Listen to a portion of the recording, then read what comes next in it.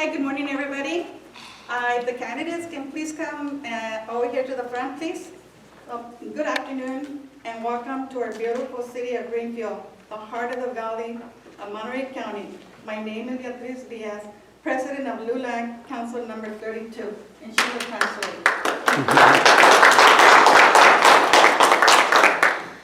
Okay, so buenas tardes a todos. Yo no compro micrófono, I don't need a mic. So, buenas tardes a todos, bienvenidos a la hermosa ciudad de Greenfield, en el corazón del valle, aquí en el condado de Monterrey. Su nombre es Beatriz Díaz y es la presidenta de Greenfield LULAC, del concilio de Greenfield LULAC Chapter, que es el capítulo 3298. I would first like to say LULAC Council 3298 is facilitating today's forum, and in no way, shape, or form is LULAC Council 3298 endorsing any candidates for Monterey County Sheriffs or any other candidates in the year's elections. So, primero, antes que nada, quiero dejarles saber que el comité de LULAC de aquí de la ciudad de Greenfield está facilitando este evento hoy aquí con los candidatos para el puesto de alguacil en el condado de Monterrey, pero de ninguna forma como comité pueden darle el apoyo a los candidatos. Como individuo se puede dar cada persona, pero no el grupo en sí. LULAC is a non-profit organization, and it is a violation for a non-profit to endorse any candidate for election and would put our non-profit status in jeopardy. We can endorse as an individual, but not as an organization.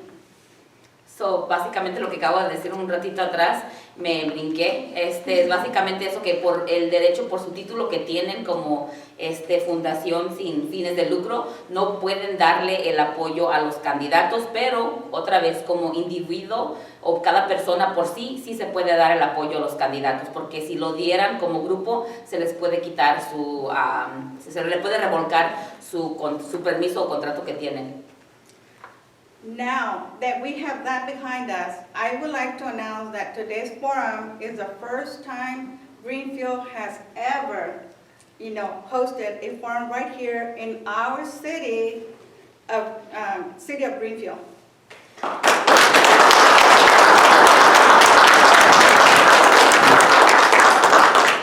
Y eso que lo queríamos dejar saber que es la primera vez en la historia de Greenfield que se va a hacer una junta de los candidatos para poder escuchar de ellos sus propuestas que van a traer a la mesa a los candidatos, así es que es la primera en la historia de Greenfield que se logra aquí en la ciudad de Greenfield, así es que sí, por eso merecemos un grande aplauso para eso.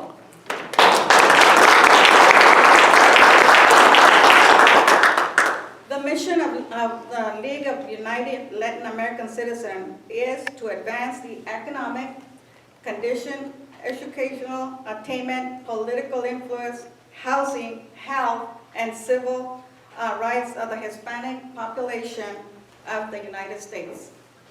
Ok, ya me lo hizo difícil, Beatriz. La misión de LULAC es básicamente para poder avanzar a los ciudadanos americanos en lo que viene siendo la condición económica, educación, la influencia política, como en este caso, viviendas, salud y derechos civiles para la comunidad hispana de todos los Estados Unidos. LULAC Council 3298 is proud to host today's community forum where you will be able to ask questions and get real answers from the candidates themselves who are running for Monterey County Sheriff in upcoming elections this year. El comité de LULAC está orgulloso de poder ser los que organicen este evento comunitario, este foro comunitario hoy, y poder hacer las preguntas reales y recibir también las respuestas reales de la boca de cada uno de estos candidatos que están aquí presentes, que están corriendo nuevamente, como lo repito, para el puesto de alguacil del condado de Monterrey este año. The purpose of today's forum is to allow all the community to participate in the election process and have a direct, up-close, and personal dialogue with the candidates, of which one will be elected and representing you and your community as your new Monterey County Sheriff later this year.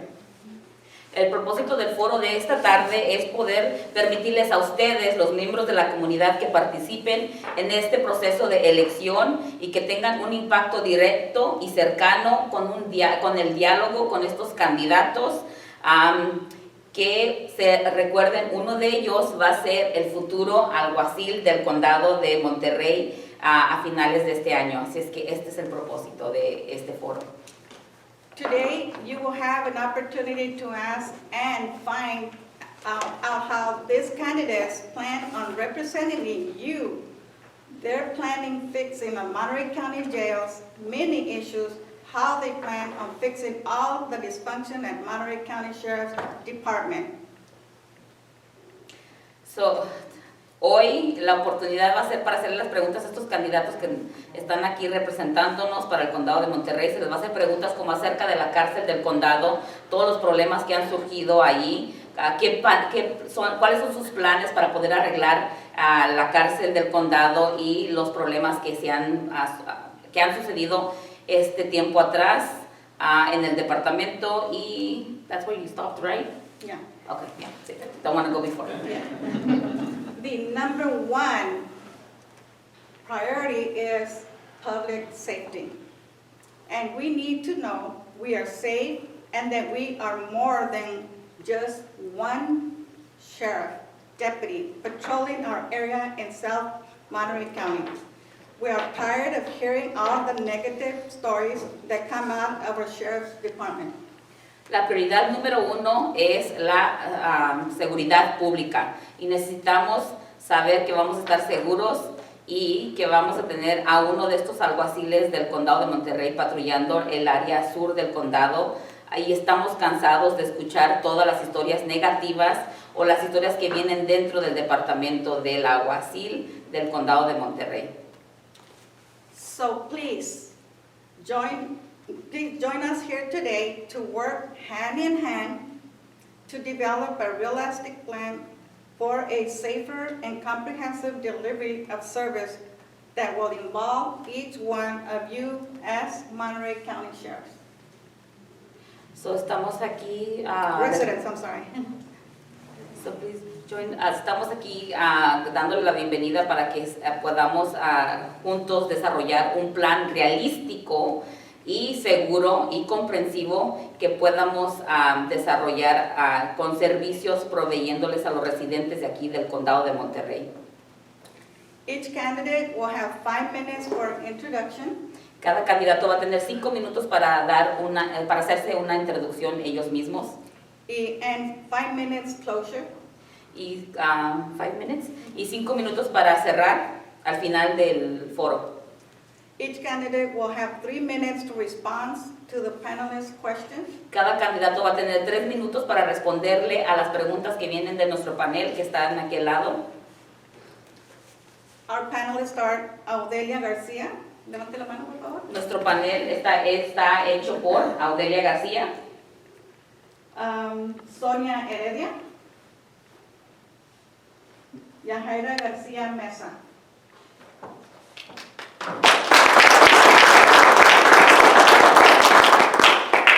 If the panel would please step up. Very good. Thank you. Thank you to the panel. Thank you to the councilwoman. Thank you to the crowd and the community of Greenfield. I'm pleased to be here. I would just like to say that I think with myself and Justin and Tina, we're all happy to be here, and I think you can see that at least the three of us find that this is very important, and the South County communities are very important, and that's why we're here. I would have liked to see all 4 candidates come today, but you have 3 of us who are very grateful to be here. My name is Jeff Hoyne. I am a 33-year law enforcement veteran. I have worked in 3 different states in several different departments over my 33-year career. I think if you look at my resume, which you can locate on my website, which is jeffhoyne.com, that you will see I have probably the longest and most diverse resume in law enforcement as far as types of agencies I've worked for, different assignments I've had at different levels of the organization. So what I like to think I bring to this is I bring a different outside perspective to the Sheriff's Office and the delivery of law enforcement services here in Monterey County. Monterey County is one of the largest counties in the state, but what it is it's made up of small communities. I've worked at large communities, at small communities. I've worked for county sheriff's offices. I've worked for municipal police departments, airport police departments, and Port Authority police departments. I've worked in line level work, whether it's as a police officer, a SWAT officer, a canine officer, teaching in schools for DARE, as a supervisor, as a watch commander, as a training program manager, and for the last 8 years, as a chief of police here in Monterey County for 2 separate agencies, both the airport district in Monterey and the city of Delray Oaks. I've worked with the King County Sheriff's Office, which has 700 patrol deputies. I've worked for the city of Fort Collins as a cane officer, which has a couple hundred police officers. I've worked in diverse communities with the King County Sheriff's Office, and if there's been an assignment in police work and law enforcement, I've had it. I spent the first 18 years of my career working on the street, chasing bad guys, catching bad guys, working with the community, teaching in schools, trying to make things better. I'm not a police officer who came into this business to climb the ladder and get rank and become a boss. What I did is I took my time and I worked with the community, and I've done just about everything I could in law enforcement, and then I started supervising. And I like to say I'm the accidental police chief. I never thought I would be a police chief, and I came to a small, mismanaged police agency at the airport district. Developed that agency, made it professional, and when there was some corruption going on in the city of Delray Oaks, with mismanagement and leadership in that city, including the police department, thinking that they were above the law, I was asked to come in by the new city manager to reform that agency and clean that agency up. I did that for a year and ran actually 2 police departments at the same time. And I saw that there was a better way of delivering higher quality services for less money. And I proposed, planned, and executed a complex police consolidation program. Okay, thank you.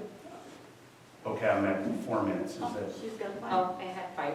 Oh, I'm sorry. I think, You could just wrap it up. I will. I absolutely will. No, Yeah. absolutely. I think he's got the right time. You feel comfortable. No. So what I think that the sheriff's office needs is refocusing. And the biggest part of that, when you talk about negative headlines that you've seen in the media, it's not the sheriff's office that needs reform. It's the command environment and the leadership that needs reform. You have great deputies and professional staff serving your community.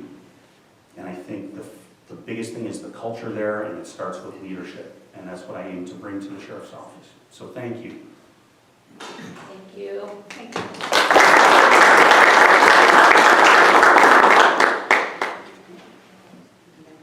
Ms. Tina Nieto. I'm going to stand because I'm really short and I can't even see over. So everybody, I'd like to introduce myself. I'm Tina Nieto. I'm running for Monterey County Sheriff, and I'm hoping for your support today. But I think it's important for you guys to get to know me as a person, and I can rattle off all the professional things. But why am I running for sheriff? I get asked that question a lot. And the short answer is that I care a lot. I care very deeply for this profession. I want to see the best for our communities. I want to see the best for our organizations. And I think that the Sheriff's Department is failing in that respect. And that's why I'm running. You know, my story, my personal story is I came from a large Hispanic family. My mom and dad were both blue-collar workers. My mom didn't start working until I was in junior high school, and I became a latchkey child because they were just trying to keep a roof over our head and food on the table. But my parents taught me the value of serving your community.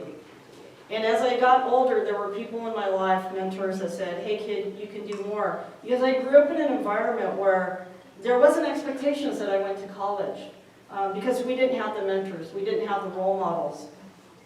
And so Even with college, even though I was, you know, in the advanced classes and stuff like that, I didn't think I could go to college, but people came into my life and said, no, you can do this. So I was on what I tell people was the 8-year, 4-year plan. And then people say, what's the 8-year, 4-year plan, Tina? And I say, it took me 8 years to get a 4-year degree. And the reason why is I had worked 2 to 3 jobs to support myself to get through college. I'm a product of public schools. I then went on to community college, and then from community college, I was blessed to be able to go on to state college. And that's how I got my first degree through really the public education system. I'm a strong advocate that that's a path for people to move forward, and trade schools.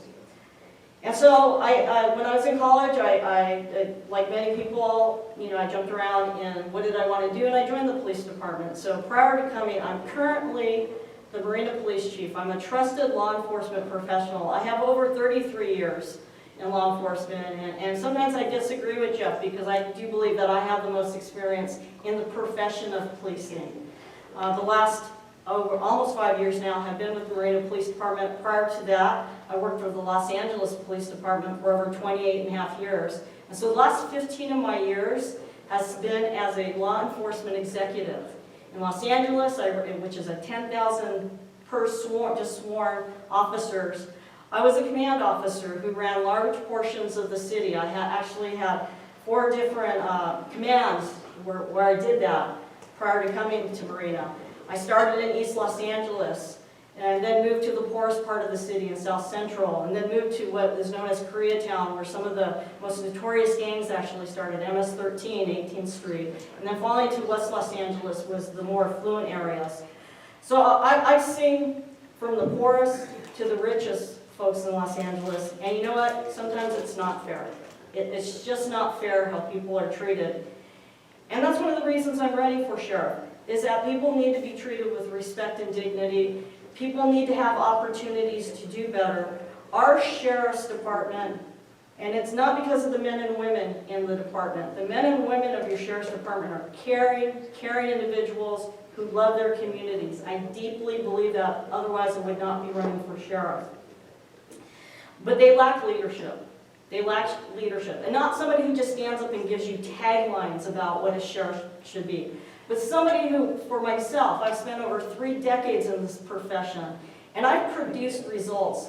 And it's not because of me, but because I've developed my team, and I'm willing to listen actively to groups, their concerns. And I always say we can walk out and agree to disagree, but we need to work together. We need to collaborate together. You have a sheriff's department that doesn't even collaborate with their board of supervisors. And so I'm encouraging you all today to reach out to Chris Lopez. I asked him a question, who are you going to endorse? And he said, well, I'm going to endorse who my constituents want. That's what he told me. Reach out to Chris Lopez. Tell him who you think should be the next sheriff. And it doesn't have to be me. But I can tell you the one person that's not here, that doesn't need to be your next sheriff. Nothing is going to change if that's your next sheriff. So I look forward to answering your questions. Thank you for your support and sharing my few values in this 5 minutes that I got to share with you. Thank you very much.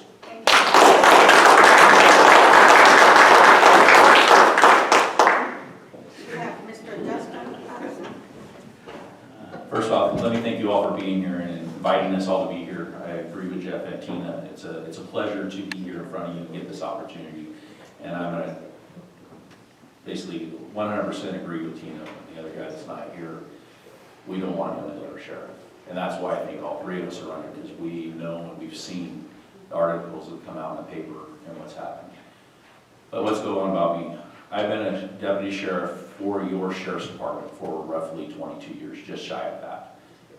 I've been saddened to see our department lose focus in that time period, and mainly the last 8 years, and not really be people serving.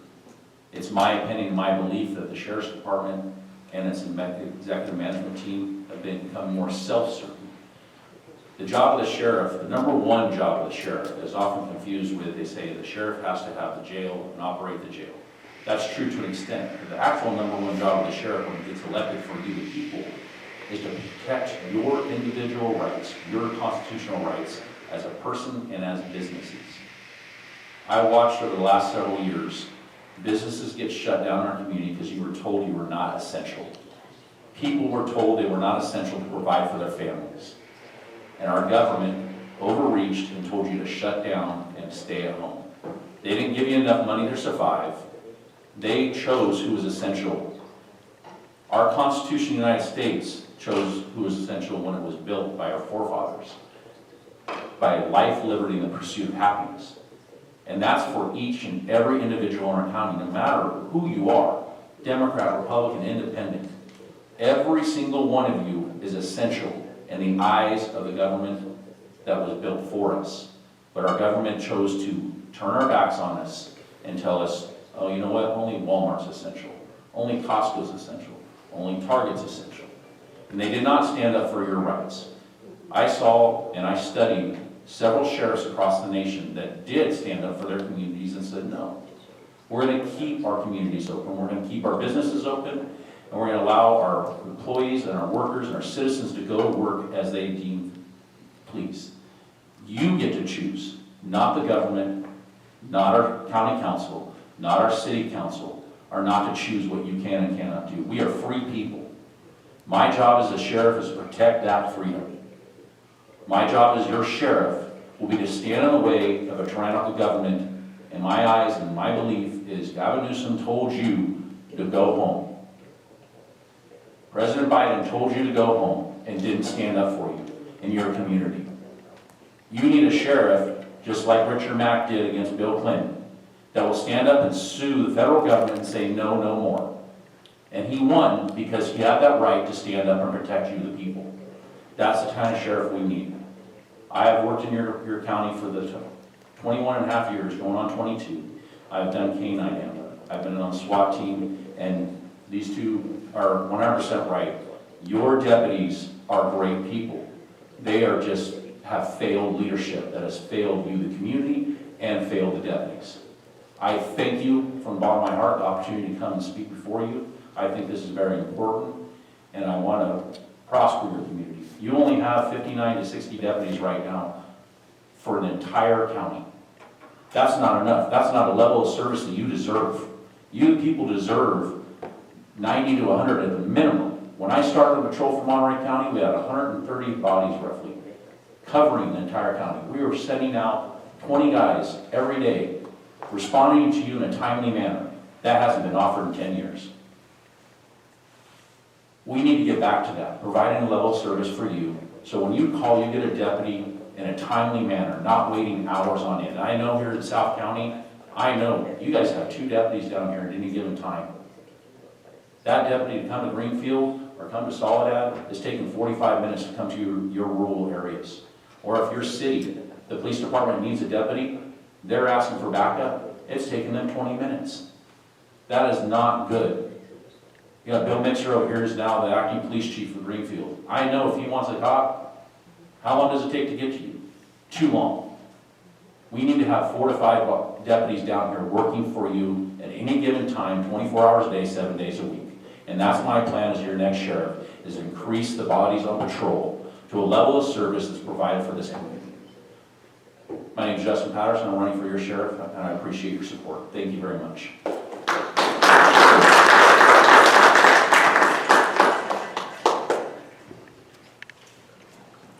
Okay, we will now begin with the panelists asking questions. Ms. Jahaira Garcia, you want to start, please? Okay. So mass incarceration is an issue across the United States. How do you plan to help lower incarceration rates? And we can start with Ms. Tina.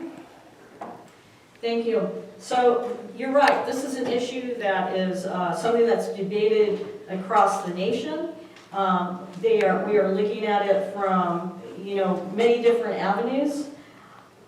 So one of the things that we have to do, especially with our incarceration, because your sheriff actually runs your county jail. That's a big part of it. A large number of the budget is the county jail is running that piece of the pie.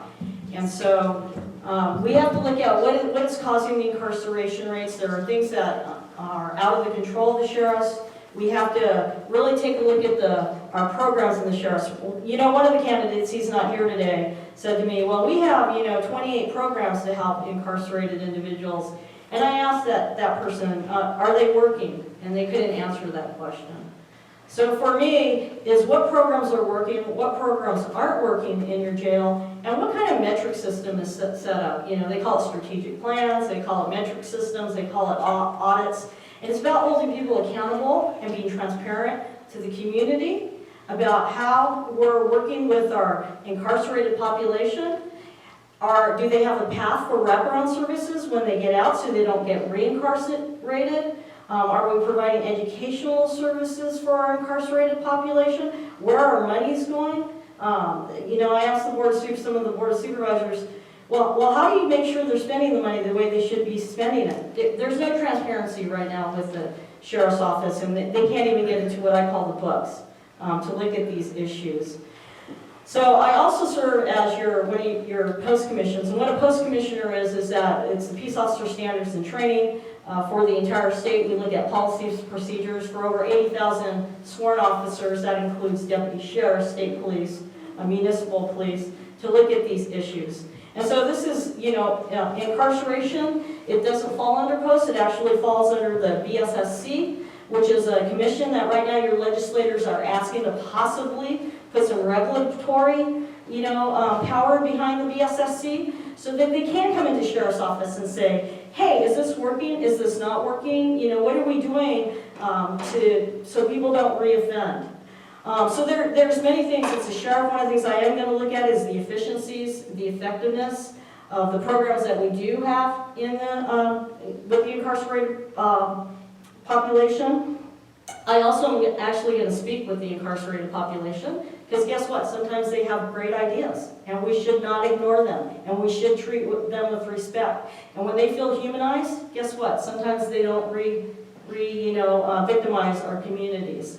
So that's one of the many things that I'm going to take a look at. If you go to tinanieto4sheriff.com, you can see some of my plans that I plan to do, especially with the incarcerated population. And again, I just want to thank LULAC for bringing us together on this beautiful afternoon to share some of our thoughts with all of you. Thank you. I'll give you a simple answer. Who are we incarcerating? Why are we incarcerating them? And how are we incarcerating them? The sheriff is very limited in determining incarceration rates in the state of California. A lot of those incarceration rates in state prisons are state mandated or state run through the judicial system. But as a sheriff, what can we do? As a sheriff, there are a couple of steps that I would take. One is working with the other local county departments, probation, our county courts, our county judges, and start looking at alternative sentencing options. So when we talk about incarceration, we think about putting people in jails. But what other alternatives out there with probation or work programs or things like that where people can still be held accountable for the mistakes they make or the crimes they commit, right? But we don't have to put them in a jail. We don't have to take them from their families. We don't have to stop them from providing for their families and contributing to the community, but they can still be held accountable. And that speaks to who we're incarcerating. I would hope that Greenfield and all of the communities here in Monterey County would want violent repeat offenders incarcerated. Because we know that when they get out, they're likely to reoffend.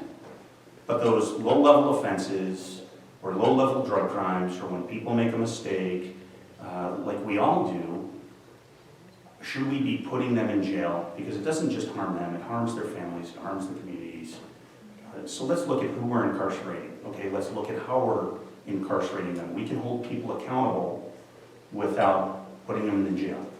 And then the third thing I'd like to touch on is there's been a lot of bad legislation coming out of Sacramento that has been decriminalizing things, defunding the police, defunding programs, taking power away from law enforcement to keep your community safe. As sheriff, and something you will not see the current sheriff doing, and I have never seen him doing it, is I would be in Sacramento. I'll be here fighting for those things, working with elected officials, but you will also find me in Sacramento working with the legislature I'm part of the California Police Chiefs Law and Legislative Committee, and we review all this crazy legislation that comes out. I would be there stopping, mandatory minimums in some cases, unless, again, it's repeat violent criminals, and working on finding ways for people to pay their debt, to make amends for the things they've done wrong without going to jail, and let's say jail for the most violent and the most repeat offenders.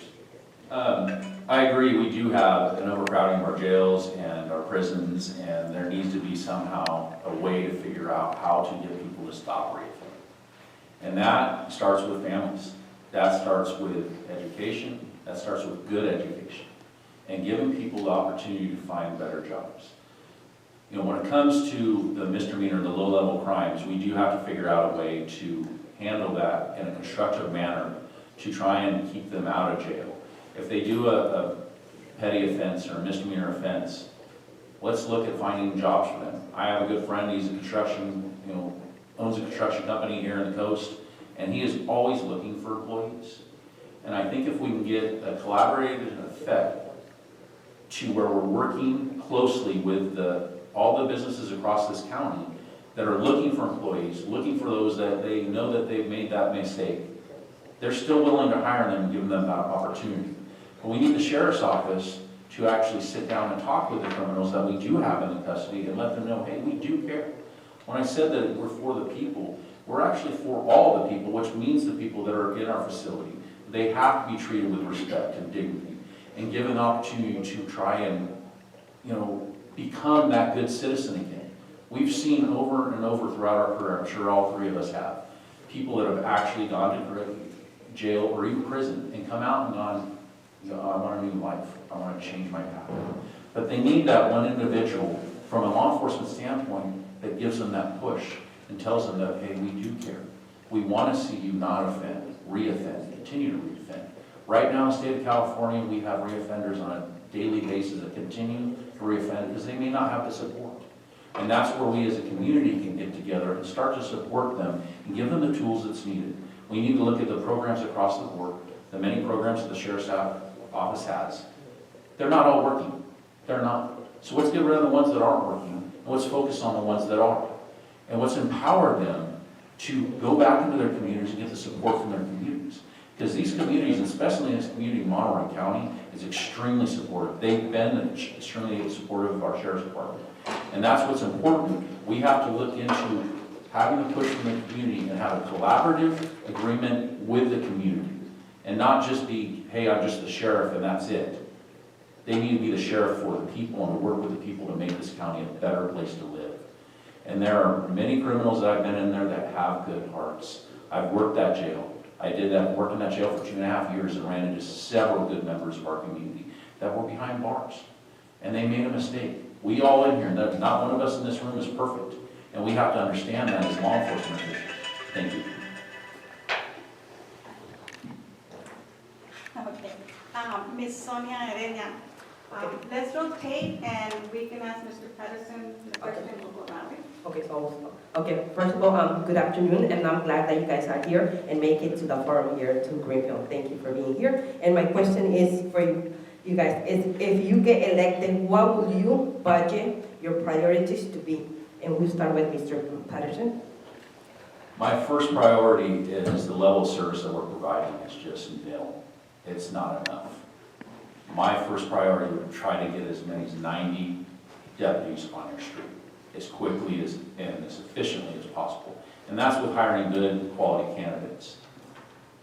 We just finally, by the push of our union, we finally got our administration to start hiring 2 laterals again.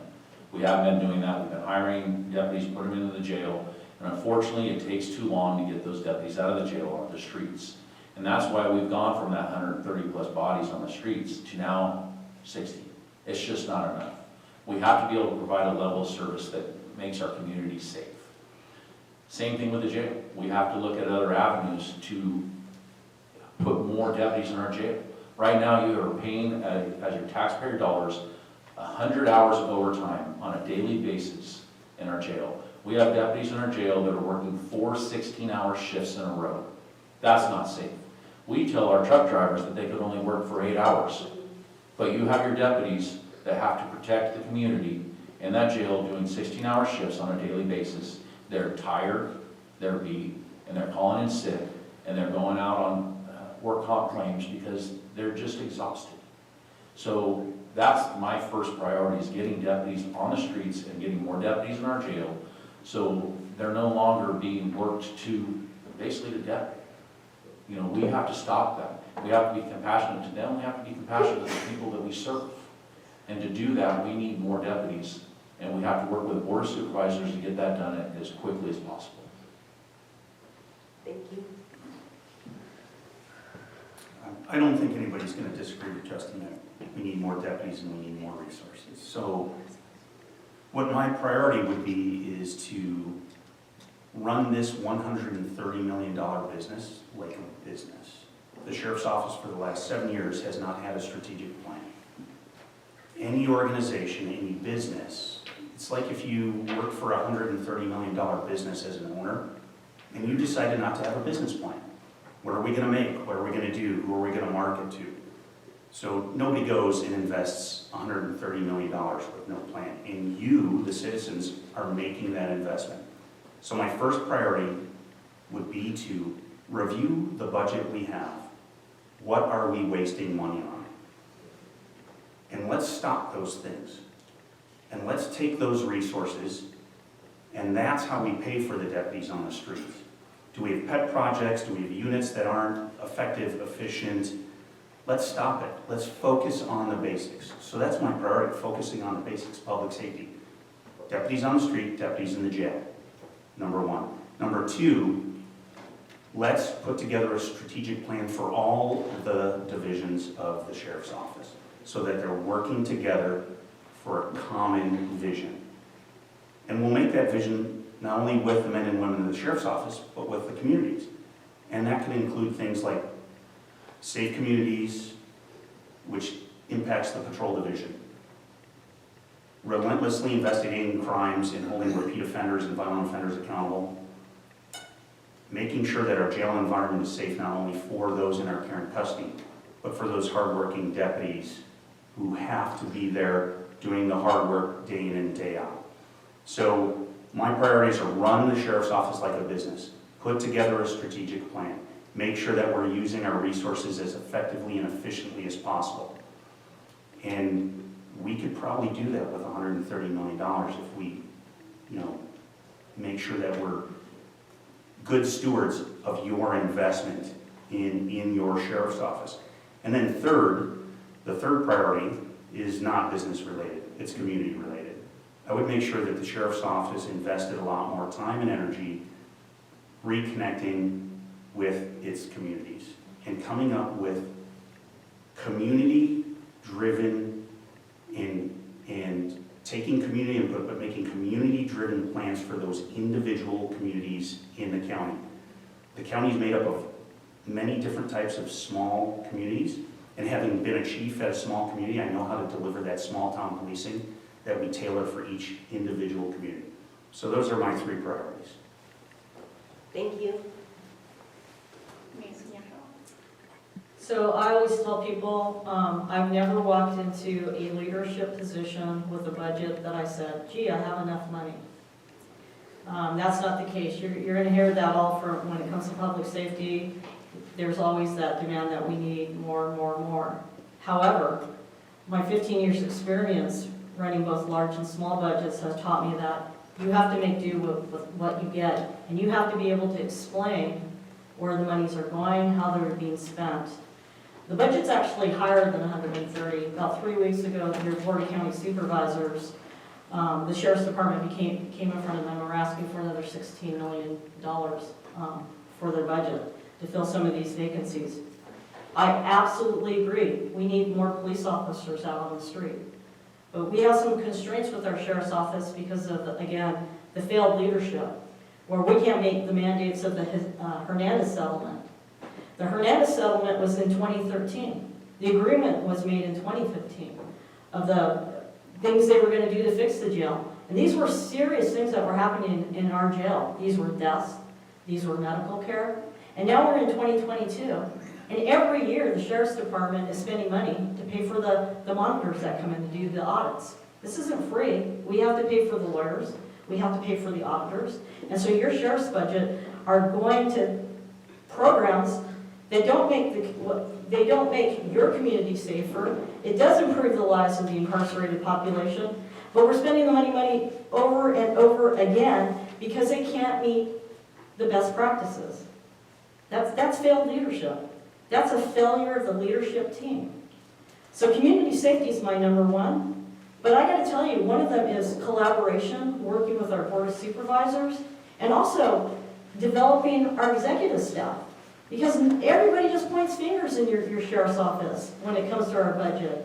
And where's the money going? And why don't we have deputies? Why do we only have 57 deputies to provide services in one of the largest counties, in the state? Why for 160,000 residents of the unincorporated areas, we only have a couple officers? So there needs to be communication, transparency, accountability. One of the ways is to do it through a strategic plan. Law enforcement, that's pretty standard. Law enforcement leaders understand strategic plans. Chiefs of police, we're at will. We don't produce, we don't have a job the next day. The sheriff's office says, well, I'm held accountable, but you know what? That's every 4 years by the voters. So what happens in those in-between times? I'm a proponent of oversight. I'm a proponent of transparency. I'm a proponent of accountability to you, the community of Greenfield. I'm a proponent for collaborating with Greenfield PD. How can we share resources? Thank you, and you can see me in the back so I can finish that question later.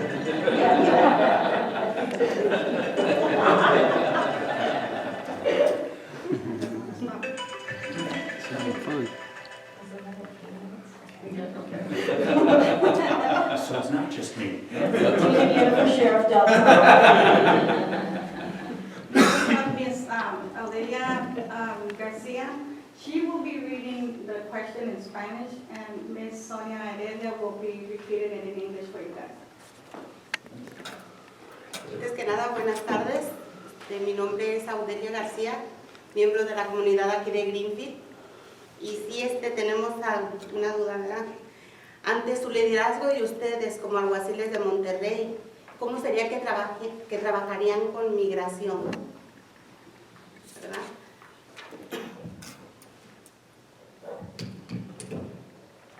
The question is, under your leadership as a sheriff of the county sheriff, how will you be working with immigration? Por ejemplo, He doesn't have a first question yet. First introduction. I'm gonna agree with Tina on that one. You didn't do the second, I thought we were going this. No, I can start. I'm more than willing to jump right in. I think you wanted to share an example. Oh, she has an example? Okay. Por ejemplo, hemos sabido que miembros de la comunidad, ¿verdad? A veces los detienen y no tienen papeles, documentos. Y básicamente en lugar de regresarlos para la comunidad, los deportan. Entonces nos gustaría saber cuál sería su posición en este tipo de casos, ¿verdad? Como comunidad. Okay, she has an example. For example, the sheriff's department, when they stop a person who is not legal here, it has been deported instead of sending it back to the community. She wants to know, they want to know how will be your leadership through these issues in that county. Absolutely, it's a great and important question, especially here in South County. My priority as the sheriff, as I stated earlier, is looking at violent and repeat offenders and removing them from our communities. So as far as working with federal authorities, we have very specific laws here in California that regulate the types of cooperation that we can give to our federal partners. Now, I don't think that means that we ignore our federal partners, but what we do is we operate under the laws of the state of California, and we focus only on violent and repeat offenders that harm your communities. Everywhere I go in South County, in North County, everywhere in the county, they don't mind working with our federal partners, but they want us to focus on violent, repeat criminals in our community because it makes all our communities safer when we remove them. As far as somebody who's here on immigration issues, The sheriff's department has enough to do has more than enough to do than to worry about immigration issues. And I'm not looking to separate families or punish people for immigration issues or anything like that. I think we are better when families are held together, when dads have jobs and they take care of their families here in the United States, regardless of their status. That's not the job of the sheriff's office. The federal government has enough money. They don't need offices in the sheriff's office. They can buy their own office space. They can conduct their business as they see fit. However, the one thing I think that we need to be cognizant of is these partnerships with our federal partners can produce results. Things such as human trafficking, which is related to immigration, as we see on the southern border these days. Things that have to do with drug trafficking. We need to relentlessly follow up on those issues and cooperate with our federal partners. But as far as your everyday person who gets stopped on a traffic stop, it's not the business of the sheriff's office to determine whether or not they should be here with their families or sent back to the countries where they came from. The federal government can worry about that. We have enough to worry about. We have too many things to do, not enough people, and as sheriff, I would make sure that my staff didn't waste its time doing such divisive things. But if you're a repeat offender or a violent felon, we're going to be relentless and we're going to get deputies out there to keep your community safe. And that's my perspective on that.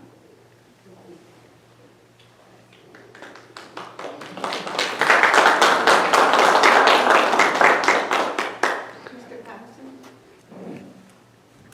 It's not the job of the sheriff to enforce immigration. The job of the sheriff is to protect its people.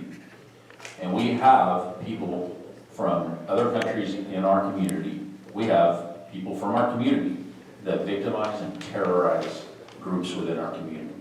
And those people need to be rooted out. They need to be taken out of our communities and sent back to whatever country they came from.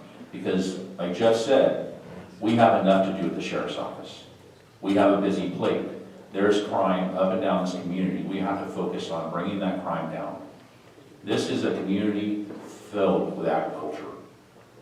Our immigrants that come from other countries that provide that necessary work bust their butts and work hard, and they make mistakes. If one of the community members is pulled over by one of our sheriff's deputies, the object is to, number one, are you committing a crime? And if they're not committing a crime within our community and victimizing our community, we want them to have a nice day and go on, because they have to provide for their families. As a sheriff's deputy for your sheriff's department for the last 21 plus years, my job has always been to find the violent criminal. That's what I'm looking for. The people that go out and victimize your community. I'll take one individual in particular. Jorge Alvarado was killed at Salinas PD recently. And it was tragic. It shouldn't have happened. The man that killed him has a violent criminal history past, and he was an illegal immigrant. We should have not had that issue. We should have collaborated with our federal government to make sure he was deported to wherever he came from. We are now short an officer that is no longer able to go home to his family. And at the end of the day, we have to protect our officers as well as the community. We are all equally important. We're all people. And it's important that we work together in this community to provide a level of service that services the needs of the community first and foremost. Thank you.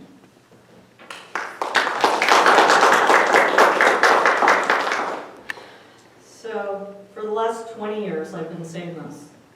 We should not be in the business of immigration as municipal law enforcement. When it comes to violent felons, people that prey on our communities, such as here in Greenfield, those are the times we do work with our federal partners to ensure that, they are brought to justice.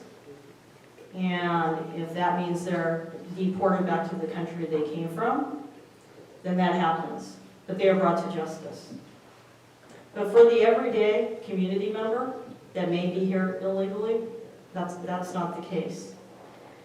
Our communities, when they think that the police department is going to be enforcing immigration laws, your local police departments, there's fear that's built there. Even when your federal partners come in and they do raids, or they do activities in your community, such as Greenfield, it creates distrust with our communities. People become afraid of us. Your sheriff should be out there not helping build distrust, but your sheriff needs to be out there promoting trust in the communities. So we should not be in the business of immigration, with the exception of the violent felons. I agree with both Justin and Jeff on that one. These people crown our communities. You know, the other thing, when people distrust the police, then what happens? We create more victims. I've seen it over and over again in communities that I've served, where we've had to go out there and try to repair fractured relationships with the community, say that we're not out here to, enforce the laws, because then people become afraid.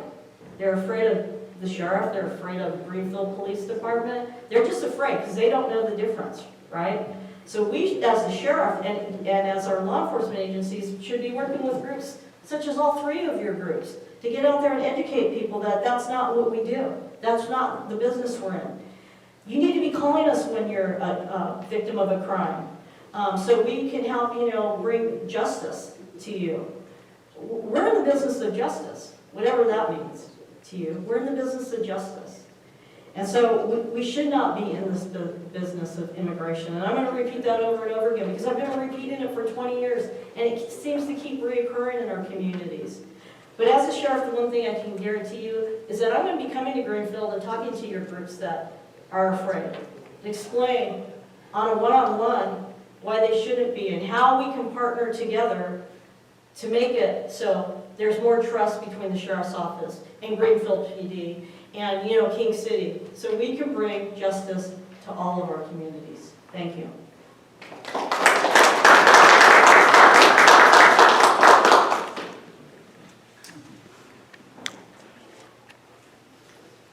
We'll ask the question again, and we'll begin with Ms.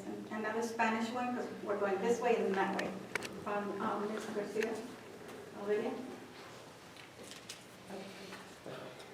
Bueno, tengo otra pregunta, ¿verdad? ¿Cómo trabajarán ustedes con la comunidad, los presos y el personal para que lleguen a ser escuchados, ¿verdad? Para que entendamos pues, como comunidad qué son sus metas a seguir con la comunidad o con las personas o los presos.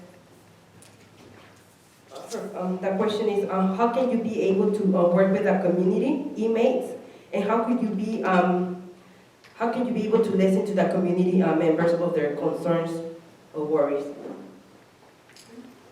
Mr. Horn, let's start with you. Okay. The first part of the question was how, could you repeat the first part again?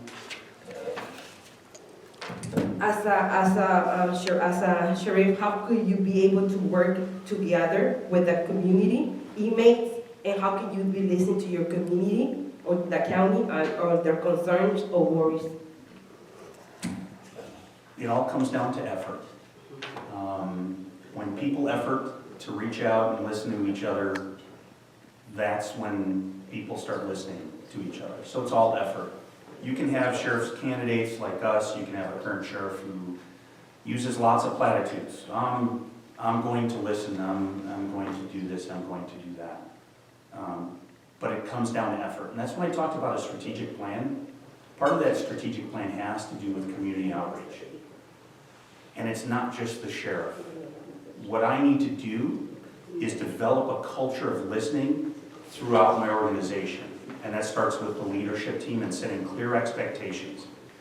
One of my proposals, because we have so many diverse communities in Monterey County, is to make sure that each community, whether it's South County, Chular, Castroville, all of the communities, have a command staff liaison, a partner in the leadership team that is responsible for opening up those lines of dialogue with those communities. And why that's important is when you have a chief or a commander or a captain that comes to your community, talks with your business leaders, talks to LULAC, talks to your churches, they're more open to telling the sheriff's office what the problems and needs are in that community And my plan is to have those liaisons come back to the sheriff's office with leadership team meetings so that all the leadership team can start thinking together and coming up with ideas to solve your problems, address your concerns, and help your community. So I think it needs to be a formalized plan, and you need to put in the effort and hold your staff accountable. And then that goes down to the deputies. And you develop a culture where the deputies like Justin get out of the cars and stop in businesses. And they stop at parks, and they talk to families, and they talk to business owners. But it comes down to culture. And you're not going to get that culture without a solid plan where you actually hold people accountable. Now, as the sheriff, I love South County. I come down here and I eat at some of the best restaurants, and I talk to people on campaigning. I stop in at businesses, in stores, and I'll ask them to put up a Jeff Wayne for Sheriff sign.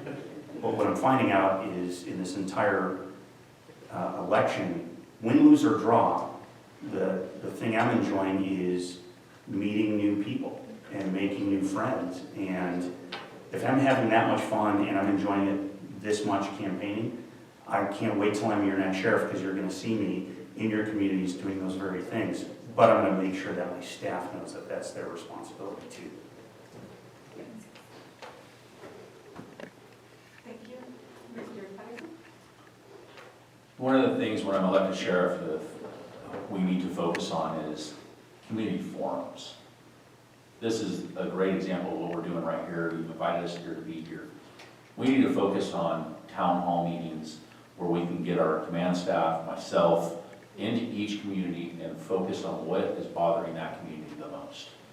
That's how we change things. That's how we make this a better county to live in.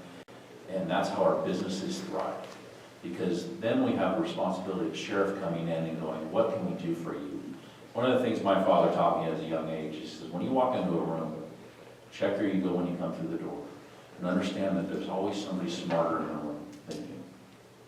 That's been the case, and how I deal with things from a small little boy. And the reason why I do that, and the reason why it's important, is because you can gain so much from other people in the room and learning of what's going on in the community. You can learn how smart they are and what they have to offer the sheriff's office. The sheriff's office doesn't exist without a community behind them. In my 22 years doing this, I've watched our sheriff's department falter and continue to falter because they haven't put their trust in the community. It's important to be community serving, not self-serving. The three of us have probably all agreed the last couple sheriffs have not been community serving. They need to focus on self-awareness and understanding that the community needs them to pay attention to them. You need to be able to know that your sheriff's going to come to your community and help in any way he can to provide that. And in that part of the community, you guys have Greenfield PD down here, you got King City south of us, Soledad north of us, Gonzales north of us. And the sheriff's office is elected by all the people in Monterey County. You need a sheriff that's willing to reach out and work with all the agencies within our community. That means Delray Oaks, Marina, every agency. Because you're paying the bill, you're footing the bill. And we have so much more to offer, and it's not being done. And I can guarantee you Jeff and Tina will agree with you. The current sheriff is not doing that for you or those other communities. I don't believe he's even came to an executive management team with all these agencies in about 2 years. No wonder why they're running for sheriff, because they're feeling left out. You're feeling left out. Let's get a leader in there that's going to reach across the table and not only work with all the agencies within this great county, but work with the people and build a trust that we haven't had in centuries. That's what this community needs. And a sheriff that's going to be full of integrity and honest and not try to waffle and go back and forth. And that's what you'll get from a Patterson sheriff, is honesty, integrity, and working with you hand in hand in the community. So there's a saying, people don't care how much you know until they know how much you care. And it's a lesson that I've learned running large organizations and connecting with the community to come up with community solutions. I actually agree with both of Justin and Jeff, but I see the world just a little bit differently. I too want to have accountability deputies, a liaison to the communities. So they are talking to the people. What are your needs? What's going on in your community? And so I have somebody who I can say, well, what's going on? Because the sheriff has a lot of responsibilities, and you can't be everywhere at all times. But you have to trust your people that they're feeding you good information. But one thing I can tell you as a leader is I'll also be at the meetings. You know, I envision forming community groups, not just one advisory group, because Sheriff's has an advisory group, but they're a foundation, they're not an advisory group. So forming advisory groups in the different locations, because the needs of Greenfield are different than the needs of Santa Ardo, which are different than the needs of Castroville or Pajaro or you know, even the Central Valley, Salinas Valley. So having that, and I'm going to come to you. I always have. The last 15 years, people are like, you're everywhere. How do you get there? Is there a double? I'm going to come to you because that's your safe place. Greenfield's your safe community. You shouldn't expect to say, come to me, I'm the sheriff. That's not right. And that's how you build communities, by the active listening to each other, listening to the concerns, sharing the stories. That's how you make communities safer. That's why over my 33 years in this business, every year the community's been safer, not just by saying it, but actual, you know, proof and metrics, and the other stuff the sheriff's department doesn't do. But the second part of your question was about the incarcerated population. I'm going to do the same thing. I'm going to have a work group. I'm going to go sit and talk with them. Find out how we can do things better. We can't make things better if we don't listen to each other. I think your current sheriff's office has shown that for the last decade. If we don't talk to each other and actively listen to each other, our communities won't get better. They'll continue to be distrust. We'll be suspicious of each other.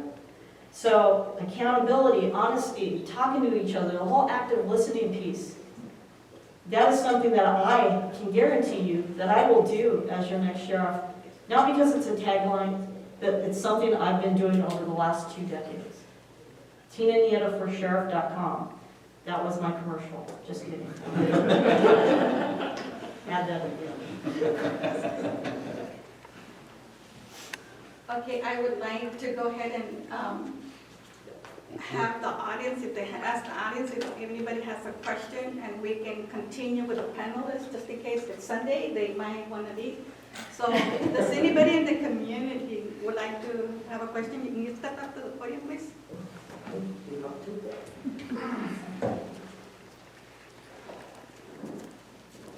So good afternoon. Thank you so much. My name is Monica Andrade. I'm a resident of Saugulan.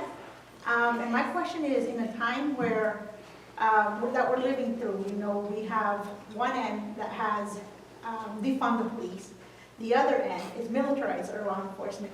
Where do each one of you fall in this issue? Am I starting this I stuff? don't know, where are we at? Yeah, I'll start. So defunding the police, right? This is something that came out of a lot of tragic incidents that happened, and I think the narrative needs to be changed. It shouldn't be defunding the police. It should. I don't know why we use this, like defund the police or militarize. All that creates is just conflict. People now are taking sides on things, and we can't solve issues if we're always taking sides on things. And I think the narrative needs to be changed with the Sheriff's Department, that we look at things collectively, collaboratively, again, that we're talking to each other about how do we create safer communities. And I gotta tell you, you know, with the defunding the police issue that came up, is that some of the programs work, but you can't just suddenly do these things and start shifting monies, because the police are still gonna get called when it doesn't work. And so you have to have the police when it doesn't work. But we need to take a look at it with fresh eyes, with a, you know, fresh, saying, okay, what can we collaboratively do together to make our community safe, right? Some of the collaborations that have worked are our crisis intervention teams that go out with the police. Maybe it would be better if we had the crisis intervention workers go out with the fire department instead of the police, if there's some distrust there, right? Until we start having those conversations. But we have to work together to find out what will work collectively. You know, I know in the city of Marino, we actually took a look at that and said, hey, should we bring crisis interventionist workers in? Should we fund it? Should we take it out of our police accounts? And it was kind of driven by what was going on with some of the conversations. We didn't end up going that way, but we did study it and we did listen. And we said, okay, does this work, not work? You know, as a sheriff, I should be standing up to behavioral sciences and saying, we need to hire more mental health workers. You know, that's an issue. We all recognize mental health, you know, the drug addiction, you know, some of these drugs are creating more problems. And it's not the traditional. You'll hear older people say, well, you know, you could go into rehab. Some of the drugs out on the streets right now actually cause brain damage. This is stuff that it's new. You need a sheriff that can critically think through these issues.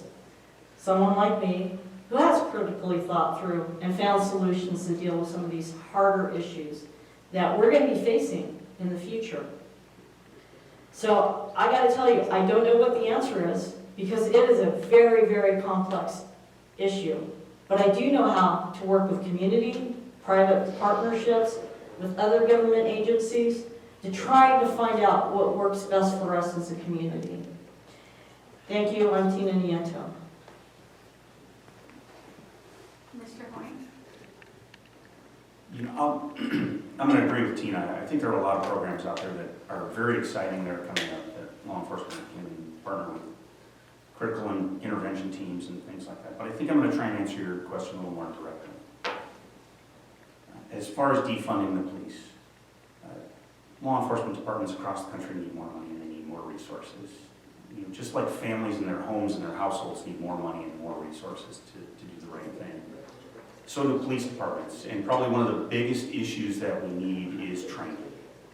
And that's critical intervention training, it's de-escalation training, it's training our officers in all facets of their tactical training so they get repetition so when they are actually encountering these things on the streets, they don't overreact. I think what you see the defund the police movement coming from is when officers aren't well trained and they overreact. And a tragic, stupid mistake happens. And that seems to be the flashpoint for all of these things that happen across the country that send us into this defund movement. Now, as far as militarization of the police, it is a hard and unfortunate reality that we have gangs who have powerful weapons and have things that harm not only police officers but other members of our communities. My stance is not to take equipment away from the police, but to make sure that we have a balanced approach to the tools that we provide our officers to address violent crime. In the city of Del Rio, when I became the police chief and it needed a lot of work, they had an MRAP, the largest MRAP in the county, which is a big armored vehicle for a city of 1,700 people. They had 150 institutionally owned firearms for a department of only half a dozen at the time before we merged with the airport district. They had a reserve officer SWAT team of not very well trained reserve officers who bought their reserve credentials so that they can buy these firearms and have these guns. I got rid of all of that. I sent the MRAP to San Jose. We don't need it in Del Rio. Now, as far as what's the solution beyond training and making sure that we have a balanced approach to how we equip our officers, it's that community outreach. When we have liaisons in all of our communities for command staff to learn the problems, when we have deputies getting out and throwing the football around with kids in parks, when we go back to community-oriented policing, back in the old days when you would see cops on the beat reaching out to members where they knew everybody in their community, that's when you start getting away from defund the police and maybe you get your community saying, hey, let's befriend the police. And I look forward to working very hard to try and make that happen and make that a slogan. I think that's a better way to look at our relationship. Thank you. Mr. Patterson? Tackling the term of the defund the police and militarization of the police is, you know, it's a term that's thrown out often, and it's unfortunate because I do agree with both my counterparts here that it's important to try and communicate with the community to understand what the police are trying to do in your community. The equipment we get, the militarization type equipment, is to protect our cops. But it's not only to protect our cops, it's to protect the people. If we send out the SWAT team from the sheriff's office or, the coastal office, we have to make sure that we're out there to protect the community as well. At the end of the day, we want to take in the suspect we're looking for safely. We don't want anybody hurt. And when we get that equipment that's given to us that looks militaristic, it's for a reason. And the reason is because, like Jeff said, we have a criminal element still in this community that exists. There's always going to be evil, unfortunately. I think we all know that in this room, that we're never going to be able to take away the evil. The evil's always going to exist, and we're always going to have to deal with it. We just have to deal with it in a way that the community understands why we have to deal with it. We're not there to scare the community. We're there to protect the community. And I think if we sit in forums like this and sit in front of our communities and explain why we're doing that, I think the community will understand and ultimately support us to provide us with the funds to do the things that are necessary to protect you as the community. Training, critical incident training, that's paramount. And our sheriff's department has been getting that. I would like to see more of it. Right now, it's a mandatory of 40 hours. It probably needs to be about 160 hours. We can't afford to send them all at once, but we can send them in blocks at a time to get that critical incident training with dealing with subjects that have mental illnesses. I work hand in hand with Michelle O'Brien, who runs our mental health, and she has been amazing. I've had the opportunity for her to come out to calls with me and deal with the mental health problems that we have. They are far better trained than us. And if we can make the scene secure and get them in, and they can help us and take the burden off of us, I absolutely agree with the utilization of our mental health workers. They are great people. I've made some great friends over the years because of that. I've been getting out in the community and I've been walking that beat for 20 years. And I love meeting our people. I love meeting the business owners. I love meeting everybody because I've developed a friendship with many people over the years. And that's why I've stayed here and didn't go back to Sacramento where I came from. I love this community. And this community is worth saving. This community is worth making a much better community again. Thank you.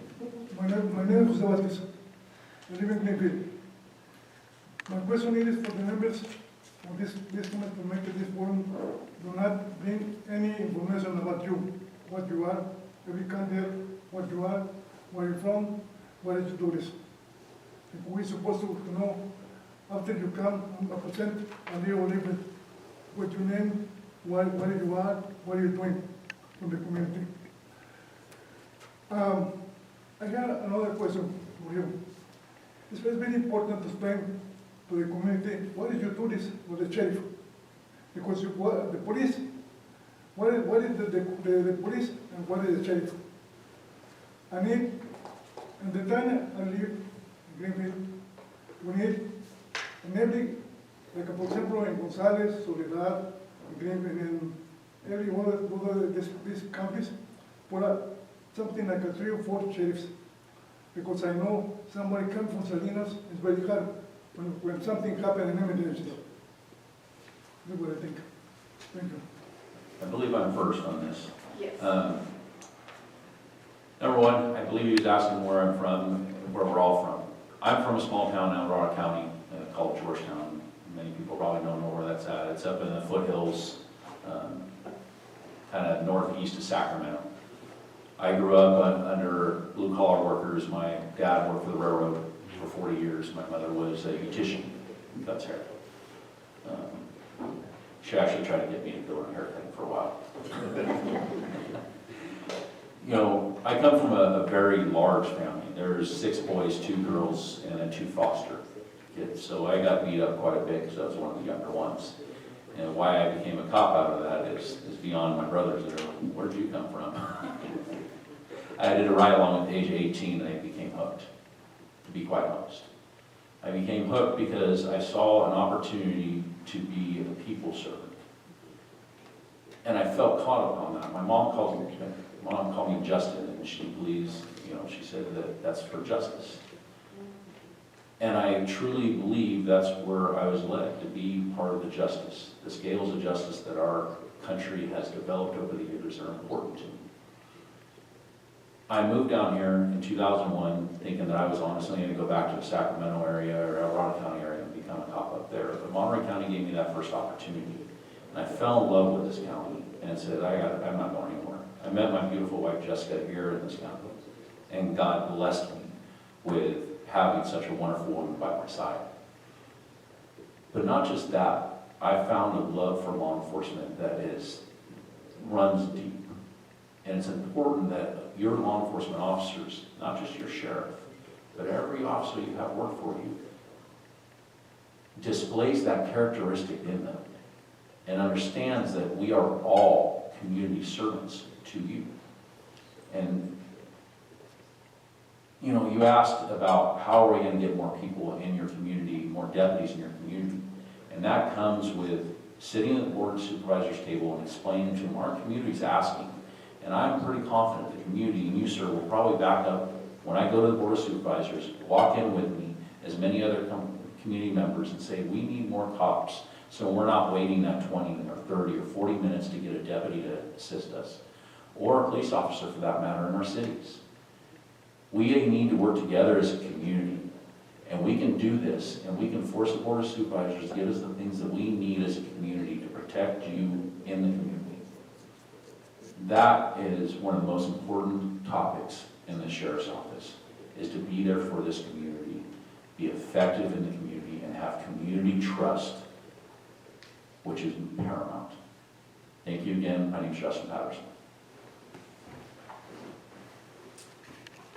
Okay, about me. I am the youngest of 3 brothers, all of whom have spent over 25 years in law enforcement. So it's kind of a family thing for me. Luckily, my brothers have been the greatest examples of honorable, ethical law enforcement that I've had. My brother John worked in the Chicago area and ended up being an FBI informant against corruption in his agency. In some national level news stories, but he stuck through it and he finished his career 6 years later. But seeing an officer who could stand up against unethical behavior in his department made me realize that I better not fall short of the way he operates. I better hold him up as an ideal. My older brother taught me how to treat people as a police officer, but also as a supervisor and a sergeant at his agency.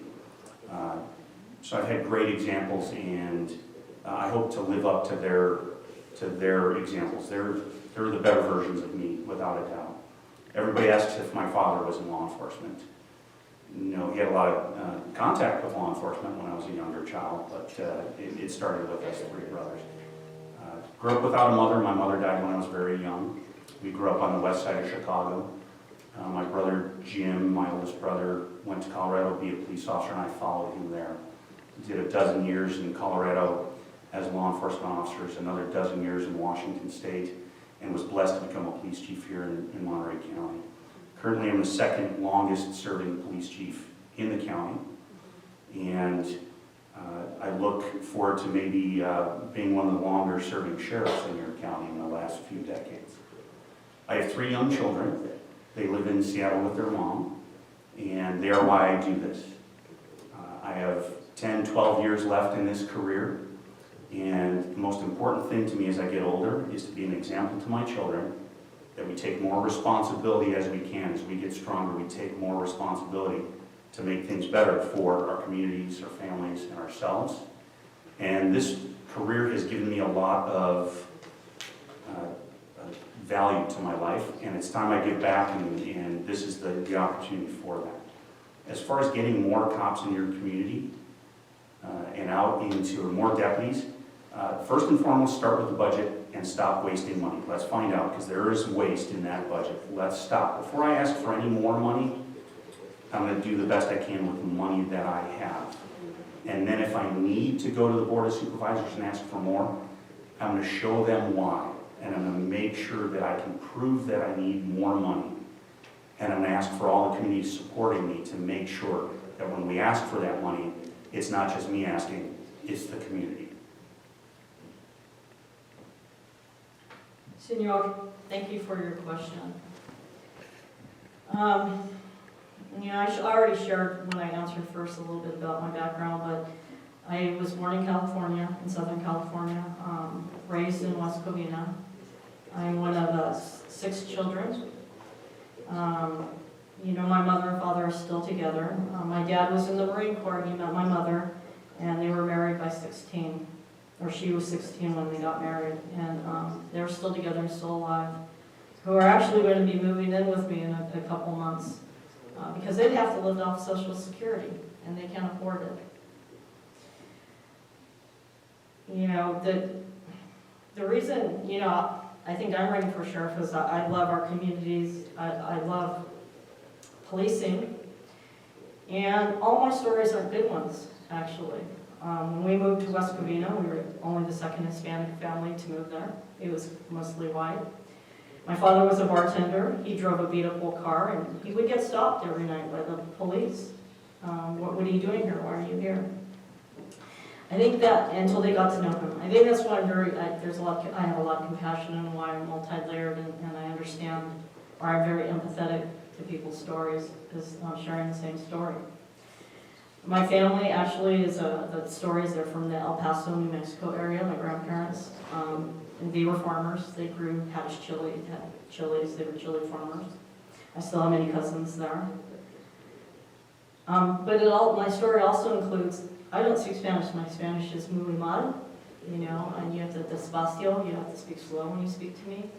Because when I grew up, my parents said, we do not want you to speak Spanish because you will be looked down on if you speak Spanish. I'm at that age group that there's a whole generation who lost part of their culture because their parents wanted more for them. I have made a promise to when you're councilwoman, when I'm your sheriff, that I will learn Spanish and learn it well. All she did was speak Spanish to me when I walked in the door to hold me to it. And I expect the community to hold me to that. So I'm here because I care a lot about our communities, and I think people should be treated with dignity and respect. I'm here because I love police officers, and they deserve more than what they're getting with the sheriff's office. And the Deputy Sheriff's Association agrees with that. They've endorsed me because I'm a leader who's proven that you can make a difference with organizations and you can make communities better. I don't need to be here. I've got over 33 years in law enforcement as a leader. I'm retired from one agency already. I'm here because I believe in our communities. I believe as sheriff that I will help make the difference to make our communities better. I'm Tina Nieto, and I'm asking you for support for Monterey County Sheriff. Thank you.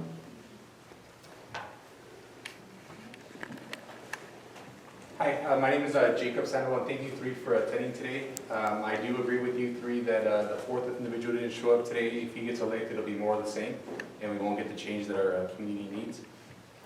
Two of you are chief, and you mentioned how you're at-will employees, and if you don't do your job, do the three of you commit to having an oversight board or committee of some sort in order also to ensure that type of accountability if you're elected sheriff?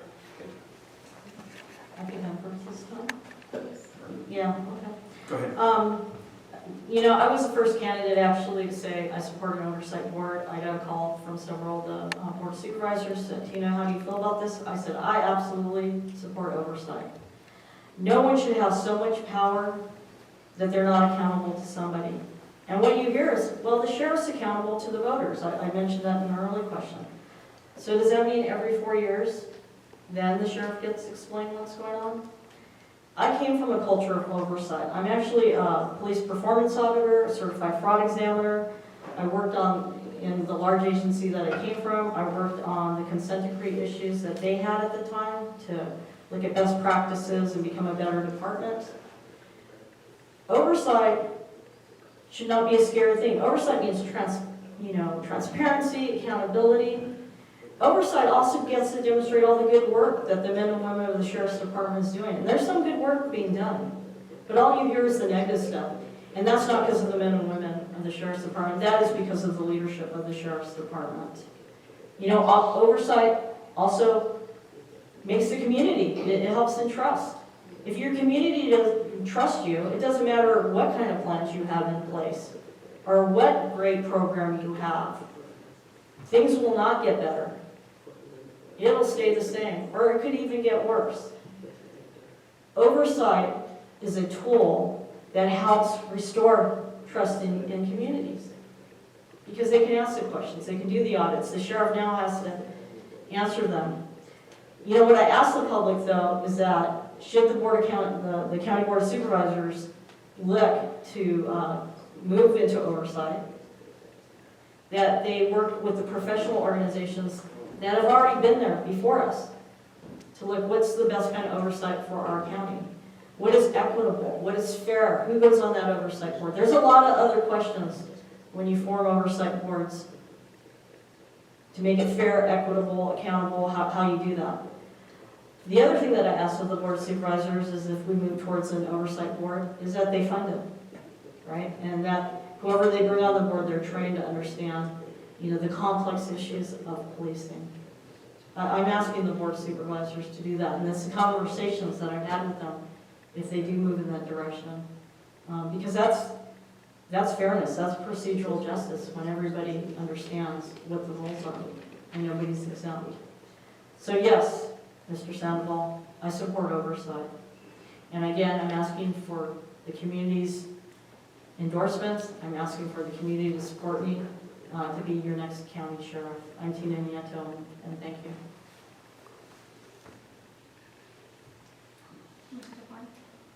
Absolutely. Important question. I have no problem with oversight.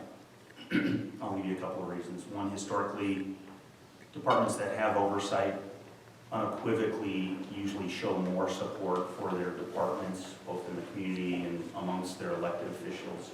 Number two, oversight, time and time again, does more to highlight the good work that agencies do rather than the negative work. So a law enforcement executive shouldn't be afraid of oversight. Officers who work in departments where there's oversight shouldn't be afraid of oversight. It starts, number one, with your executive leadership team and the command environment. I think currently right now, there would be a lot of nervous people in the command staff in the sheriff's office if there was an outside oversight board. That being said, if you put in a good executive leadership team, where you hold yourself as accountable as you hold the deputy who's out on patrol, then this becomes even less of an issue. We hold deputies accountable if they crash a car and they get a day off. We have a sheriff who gets censured by the county board of supervisors for misappropriation of funds. There are claims of defamation amongst the command staff related to past campaigns, and nothing happens to them. So what kind of culture does that build? So we start from the top, we work our way down, and we hold ourselves accountable. The command team should be the example of ethical, transparent leadership, not think that they're the exception to it. And as far as how we do oversight, you really have to think through this critically. I'm a planning guy. There needs to be a plan. What are we trying to accomplish through oversight? What authorities will the oversight board have? Who is on that oversight board? And how do we pay for, train, and deploy them into this environment of overseeing the sheriff's office? And we have to take things into account like the Peace Officer Bill of Rights, which is the rights that every law enforcement officer has in state statute that says how discipline and those types of things work in an agency. Also, collective bargaining agreements, because that's a change in working conditions. It's a complex problem. It's something that has to be looked at critically with a complex and complete plan. But we also have to be ready to adjust because everything doesn't go well. But as long as it's planned well, we know what we are doing it for, why we want it, what the point of it is. I have absolutely no problem with it, and I'd be glad to work with the County Board of Supervisors in developing a model plan for the state of California. I'm probably the only one that came out and was pretty hard stance against an oversight, and this is why. We already have an oversight within our country, in our county. Our Department of Justice is an oversight. The DA's office is an oversight. We have an IA division that investigates our officers for any complaints, any car accidents, like Jeff said, anything that is done. So we have three things just there. My worry for an oversight committee is, okay, we'll do an oversight oversight as long as the rest of our elected officials are willing to have an oversight amongst them. Are they doing that for you? Does your governor have an oversight above him? Do your county council and our board of supervisors have an oversight amongst them? They do not. So what is the true reason of the oversight? We need a sheriff that's going to be extremely honest, full of integrity, that's going to hold his deputies accountable. If deputies going to lie and report to an IA or anything like that, they are now subject to the Brady list, and they should be fired. That's what needs to be done. You need a leadership that will stand up and get rid of the people that are committing criminal offenses, because you have bad cops. I don't think that there are a lot of them, but we do have them, and they need to be dealt with appropriately. You have an instance, you have a candidate that's not here that came out, and he should have been dealt with appropriately. That came out and made false allegations against your deputies. And it's important that they are held accountable. And to do that, we need a sheriff that's going to be full of integrity, full of honesty, and go after anybody willing to do that. Because if they're willing to do that to their own officers, they're going to be willing to do that to your community. I would agree with an oversight under this one condition, that our county supervisors have an oversight as well. That's the only way I would agree to an oversight.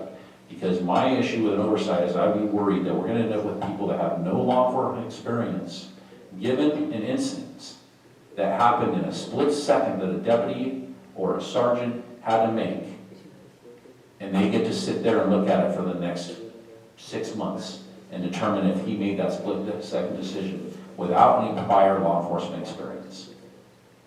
That's where I think it's extremely important that we get involved in the community to make sure the community understands what our job is in law enforcement, what we can do to help them, and what the community can do to help us.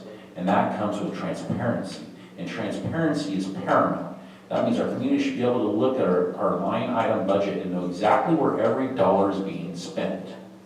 I can tell you right now, you want to look at oversight, we try to go to county council numerous times and say, hey, why are we spending $400 for an oil change when Dodge gives us the free ability for maintenance?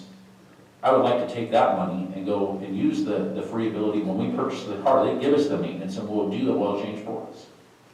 Where's the oversight on that? Because county council or your board of supervisors said, no, we're going to continue paying that $400 because we need those people over there at the county yard charging that $400 each time the car goes in for regular scheduled maintenance. Thanks, sir.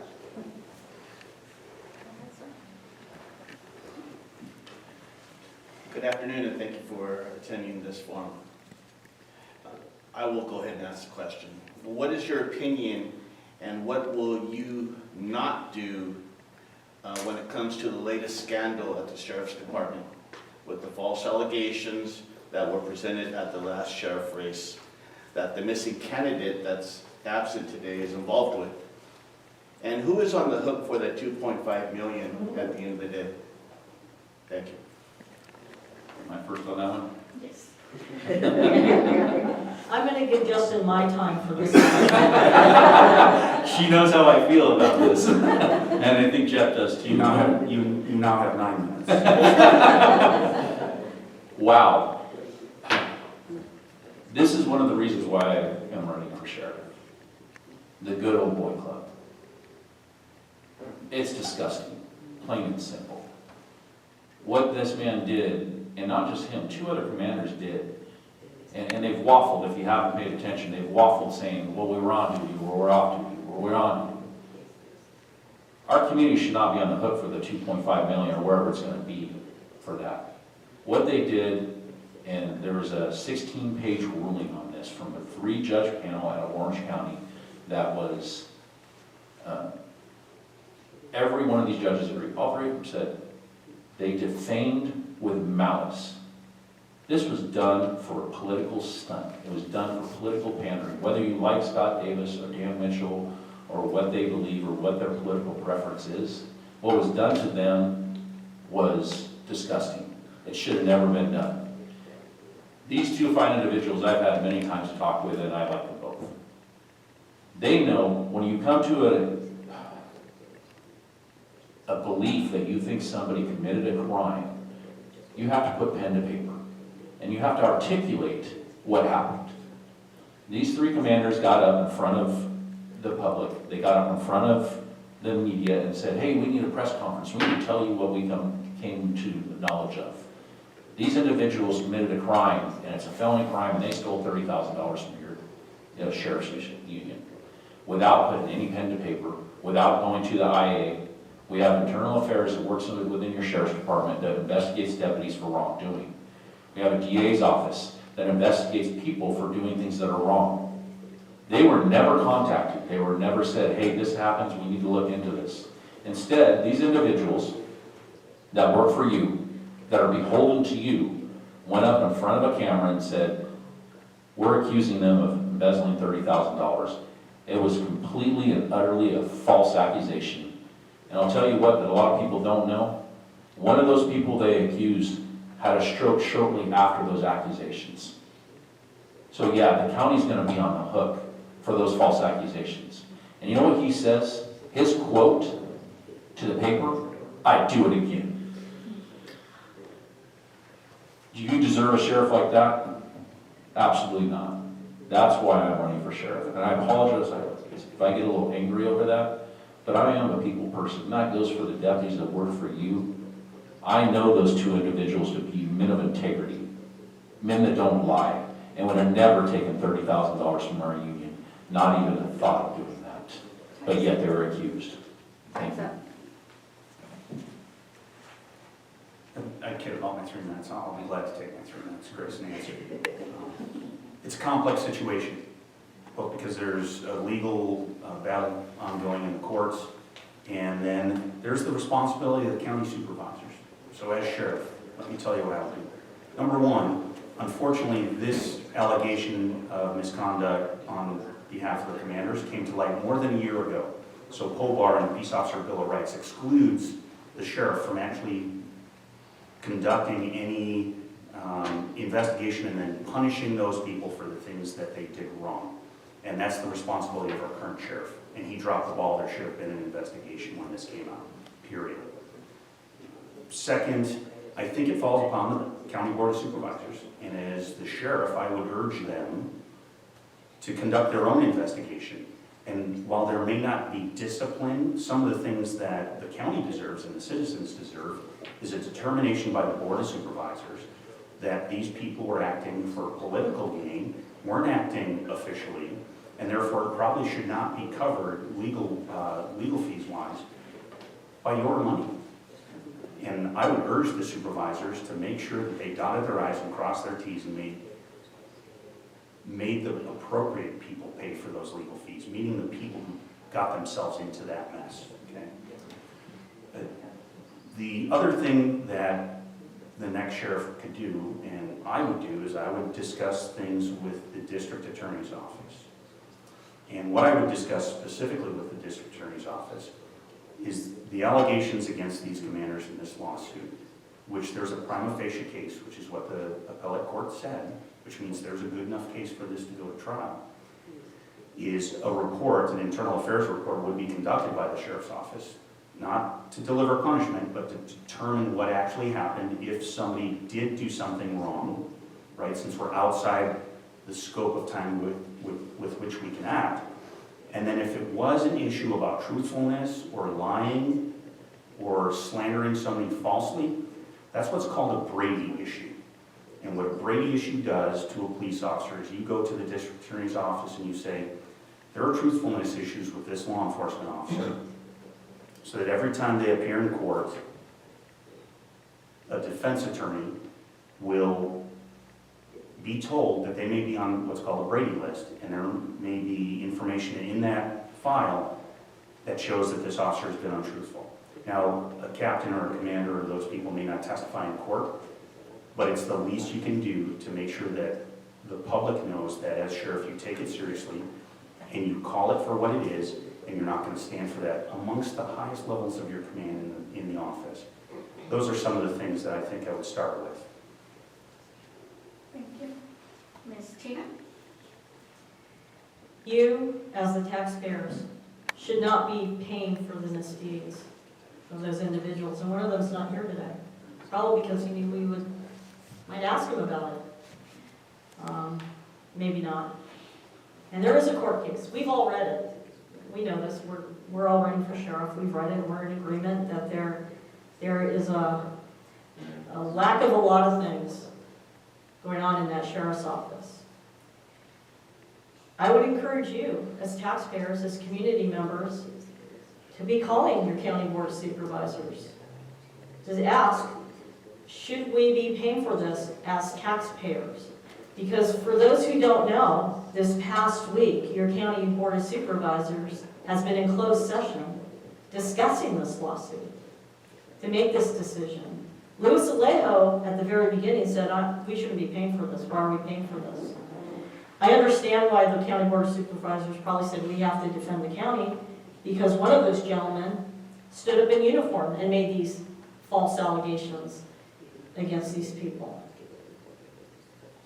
And so now the county has liability because we've allowed this leader, so-called leader, and this leadership team to do this. And they know better. Justin, Jeff, myself, there's a process. This was done completely for political gain. In the police department, when you're aware that there's a crime that a sworn officer or even professional staff has committed, you are obligated to report that misconduct. And when you report that misconduct, an internal affairs investigation is open. When you open that internal affairs investigation, there's the civil side of it and there's the criminal side. And if there's crimes that have been committed, they should have gone to the DA's office.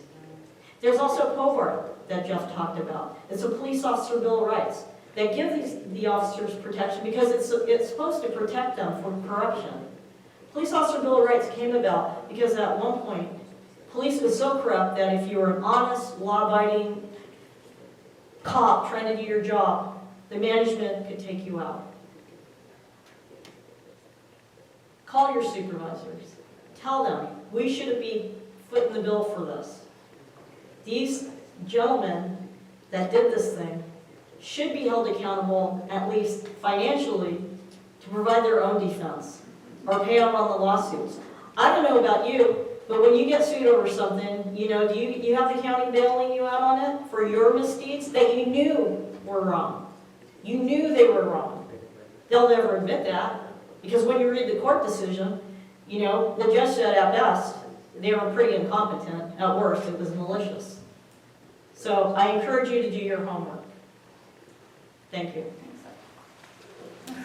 Hello.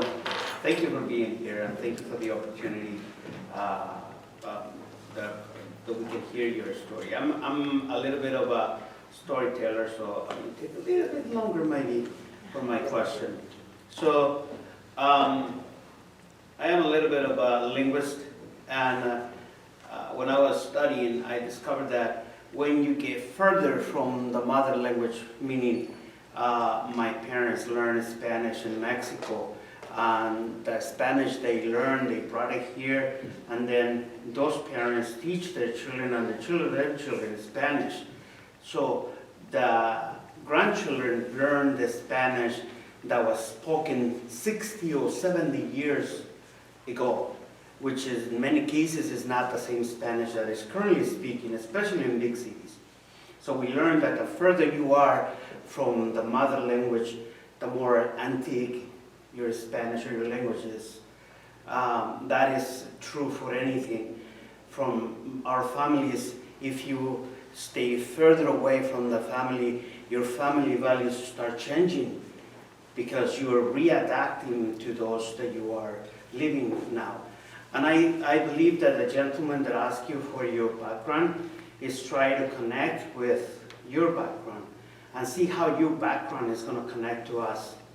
When we in that area, especially in this area of the valley, the county, when people talk about Monterey County, they always refer to Monterey, Carmel, Salinas, and the poor areas around that, and they forget about us.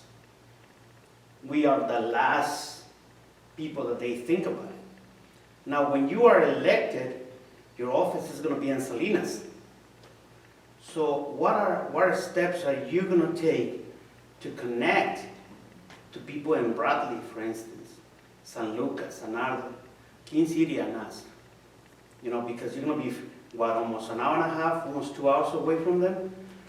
And what steps are you gonna take to establish collaboration with the north part of San Luis Obispo County? Because they are closer, they're 15 minutes away from them? So you were talking about us taking about an hour to get an officer here. Imagine them. Imagine if they have an emergency, how fast are they going to get service? And whether it's a good idea to connect with those, with that county sheriff to see if they can help. You know, because, like I said, the further you are from the mother language, the less collaboration, the less the benefits, the less the support you get. So what are the steps that you're planning on taking after you are, or before you are elected? I think it's my turn to go first. Well, I can guarantee you that I'll be down here a lot because the best restaurants in Monterey County are down in these South County cities. And I'm down here. So you'll see me a lot. And of course, coming to forums like this and coming to community events and having relationships with guys like Chief Mixer and the other chiefs in the county, and making sure that you're building relationships with the law enforcement executives that are down here already to see how the sheriff's office can collaborate for better response, right? There are things that maybe Greenfield Police Department can do for us in the county and vice versa. When's the last time we looked at any South County task forces, right, for violent crime or drugs or gangs or things like that? Maybe it's time to start looking at that again. Remember, taking those resources we're wasting money on and pushing them down here. There shouldn't just be a lot of deputies in Pebble Beach. As a matter of fact, there should be deputies where the crime is, because that's their job. So making our presence down here as a department as a whole in South County and way South County would be a priority of mine. And that's about moving those resources. Dealing with other agencies in San Luis Obispo, that's an interesting conversation. I'm going to tell you, I don't know what I don't know. And I don't know the answer to that one, but it'd be interesting to call the sheriff down there and see what kind of collaboration can occur. Are they as stretched thin as we are up here? I don't know. They may have the same problems. But when you listen and you go to events like this, that's a great idea. We have a lot of collaboration with all the agencies, the municipal agencies, especially on the peninsula where my department is and where Tina's are. But maybe we can look at multiple county cooperative efforts as well. And there is some precedence for that. They call it an operational area when it comes to Homeland Security grants and things like that, and it's usually more than one county.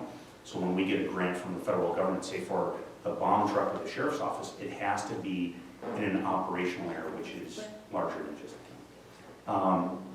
The other thing I think is, it goes back to what I talked about, culture and effort. When we do redeploy those resources, when we do have a sheriff and command staff who are liaisons in these communities, and when we push that culture down to the deputies, maybe you'll see the deputies a little more. Maybe we'll get more deputies down here. Maybe we'll be a little less far away from, the mother language, right? And maybe you'll start seeing an improvement in services. But it's going to take effort, and it's going to make sure that we're deploying our resources in a much smarter way than we are now.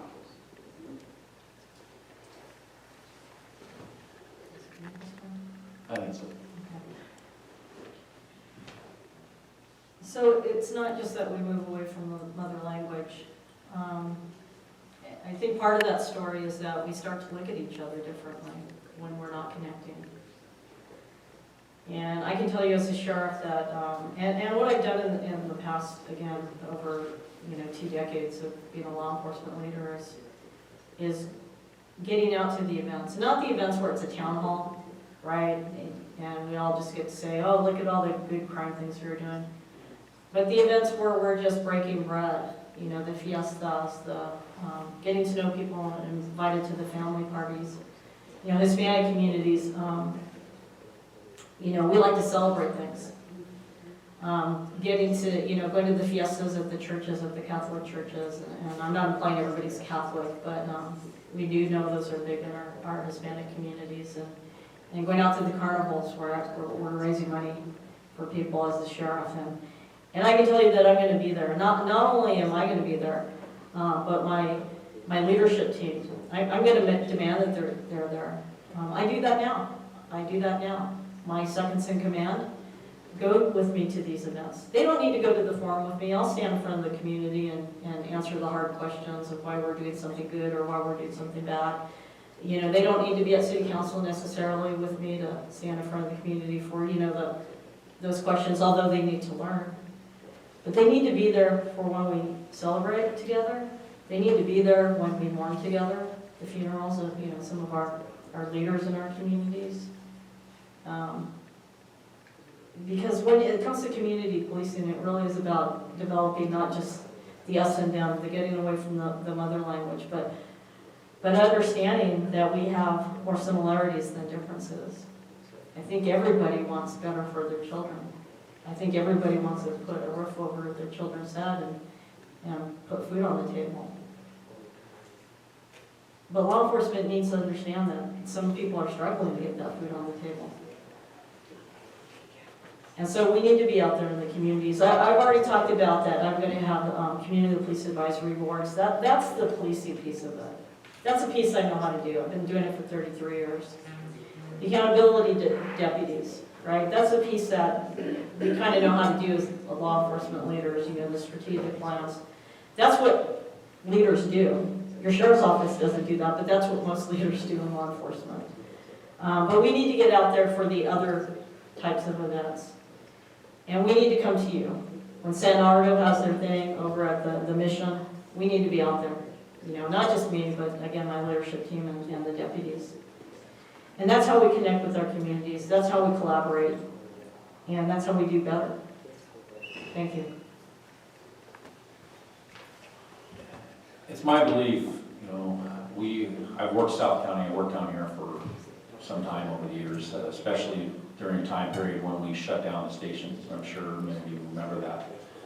The sheriff shut down King City Station and the Monterey Station.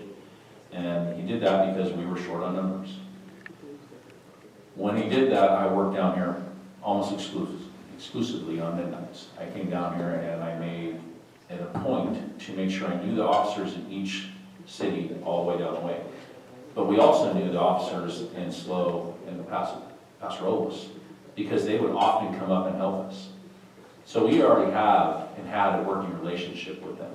And it's important because that way they know they have us to help them, and we know that we have them to help us. Building that trust and continuing that trust is extremely important. I can tell you the deputies currently have that trust still. They're not getting a whole lot of help from the executive management team in facilitating that. So we have to take it upon ourselves to do that, and that's exactly what we've been doing. So you have a group of deputies that have been doing it anyways because they love the people in this community. They do go to the events that they can make, and they are involved. And they love you as people because I don't know too many cops that I work with that don't love the people they work with. And they are there to support. It's important for them to continue that. So not just your EMT coming down and serving and being part of your community and helping out with, you know, Bill Mixer, the chief, or King City's chief, or Gonzalez's chief. We need to have your deputies down here and getting to know you, and that's one of my ideas. We have 12 beats in Monterey County, 1 through 12. The last time we covered every single beat in that county was 2004, when the first time I was offered the opportunity to cover beat 5. So also the last time we covered beat 5, and that's Chular. Chular is often just overlooked. There's a lot of good people in that community, as well as there's a lot of good people in every community across this county that are worth being part of. Tina's right. We all inherently have something in common. We all want what's best for our communities. And we have an opportunity at the Sheriff's Department to get involved in each and every community and make these communities trust us again. We need to reach across the table, sit around a table. I'm a big proponent of Knights of the Round Table. Like I said earlier, I don't pretend I'm the smartest person in the room, never have, never will, because my dad taught me to be that way. And utilize the smarts of every person sitting around that table to develop a trust within each community that works for all of us together, and get out there and make it known to our children that we're there for them. We don't want our children scared of us. One of our most common things that I get most recently is parents calling saying, I'm out of time. Problems getting little Johnny to school. Thank you. Can we have our last public comment? Yay, I get to have the last question. First of all, thank you for being here in the beautiful city of Greenfield. And I just want to say, as an elected official for the city, it really warms my heart to see 3 candidates getting along up there in the dais, being civil. We've seen many dirty campaigns in the past, and I really want to say that I thank you 3 for showing up to my beautiful community right here in the heart of the valley and actually behaving like adults. I really want to emphasize that, and I know that my community sees that, so I want to thank all 3 of you for doing that. Now I have 2 quick questions for you regarding Greenfield, our beautiful community. I want you guys to name 1 restaurant or your favorite restaurant here in town, and more or less, do you know our population for the beautiful heart of the valley? So I will make it, I will call on Tina. Go first, Tina. 1 of your favorite restaurants here in my hometown, and what is our population? So yeah, you're gonna get me on this one, not even I'm the taking notes. population. So, maybe you should ask somebody else, and then I could have copied their answer, or I would have. The one question I'm glad I didn't get first. Yeah, the question may be the only one to know, but here's what I want to say. It's not about the population, it's about getting to know your people, and what's important to your people. I couldn't name all the populations of all the places that I've led, but we've done amazing things by getting to know the people and the collaboration with the people. And as far as restaurants go, I don't travel to Greenfield to eat in a restaurant, even though I've been out here for like Rotary and stuff. I don't even remember the names of the restaurants, because I have my favorite restaurants, that I hit in Marina. I'm the police chief in Marina. I don't live in Marina, but I shop, I work, I play in Marina. So I could, as the police chief, I could tell you all my favorite restaurants, in Marina. And I eat a lot. I'm just going to show you. I'm very nice. I like food. But I can't tell you as your sheriff, I'll be eating at your restaurants, because I'm going to be down here and I'm going to be hungry. And I can tell you my favorite, one, I know you guys don't have any good Korean food down here, because Korean food's one of my favorite foods. And that's not your guys' fault. That's just the population. But you have some great, I know you have some great, Mexican restaurants and stuff, because I know LULAC actually had an event, and it was at one of the good restaurants. And it was a Mexican restaurant. I was looking forward to that, but I got disinvited. But needless to say. So you got me on that one, because I didn't look up the population, and I didn't look up what the restaurants are. But what I'm going to tell you is that I'm honest, and I'm going to tell you. When I don't know the answer, I don't know the answer. I think that's important for your sheriff to be able to say, I don't know. But I'm going to find out now, because this is important to the community. You and I. Yeah. All 3 of you. And what I want to add again, though, it's not about knowing populations, it's about knowing people. You need to understand what's important to your people. I can tell you, because I'm memorizing a lot of stats, obviously, running for sheriff, knowing, how many square miles the county is, and, knowing what the population in the unincorporated, and how many cities are even in the county. So I know for Jeff and I, every day, we're probably studying versus somebody who may have been here a lot longer and just worked the areas. But I can tell you that I moved all over the city of Los Angeles, and within months, I had a very deep understanding of what those communities were, and all those questions that statistical questions. Because I care about the people, and I care what they care about when I get there. So thank you for that question. And I'm going to move to Jeff next to see if he knows the answer. He probably does, though. Jeff's pretty smart, so. You might have me on the population tonight. I try and know the populations, and I see them on the signs when I'm traveling up and down here, heading through South County. It's 17,000, I just remembered, because I like the signs too. I was going to say 18,000 is what I thought. So I was gonna take a stab and say 18,000 on the population. Now, as far as the restaurant, bakery, the plaza, is it, No, you don't want to get started with the Internal joke. There's issues right now. with the Okay. community. well, I sure like their chili relleno when I had it there, so I can't lie. I'm gonna be honest too, like Tina, no matter what the problems are. So yeah, my guess would have been about 17,000, and I like the bakery. Your former chief, Adele, took me there. There was a time when I was looking at applying to be the chief here, but decided to go look at the sheriff's race as the other route. So, and I agree with Tina that we will both now be learning the exact population, and I look forward to maybe come down here with Bill and hit some more restaurants here soon. So. Yeah, you're the one that's gonna get an A on this Well- question.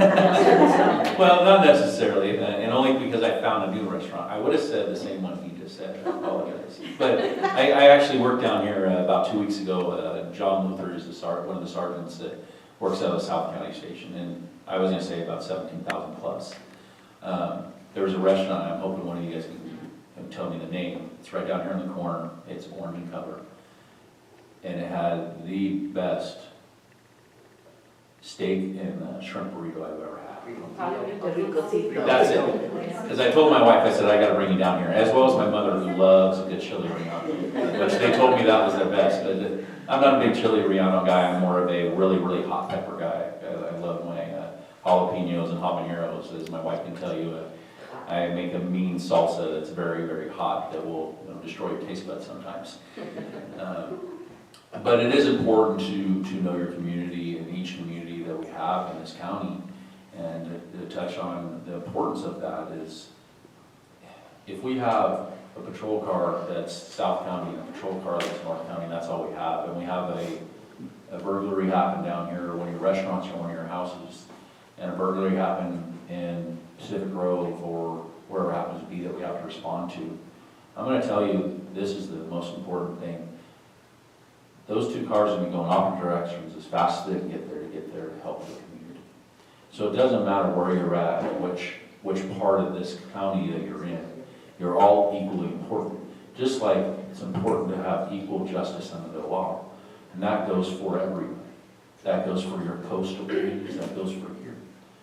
Not to pander to one select community. We need to be involved in every community and know who's there and what we can do to reach across the table and build a relationship and a trust that we all need and we all desire. Inherently, we as people, we love other people. That's how we evolve as people. We have that small percentage of evil that does exist that we have to work and deal with. But the rest of us ultimately want what's best for our communities, and that's safety for our communities, safety for our children, safety for our schools. Knowing that we're sending our kids to the schools that they're safe in and being able to go to the schools that they want so they get educated in a way that brings them up in a community to be good shop stewards of their community.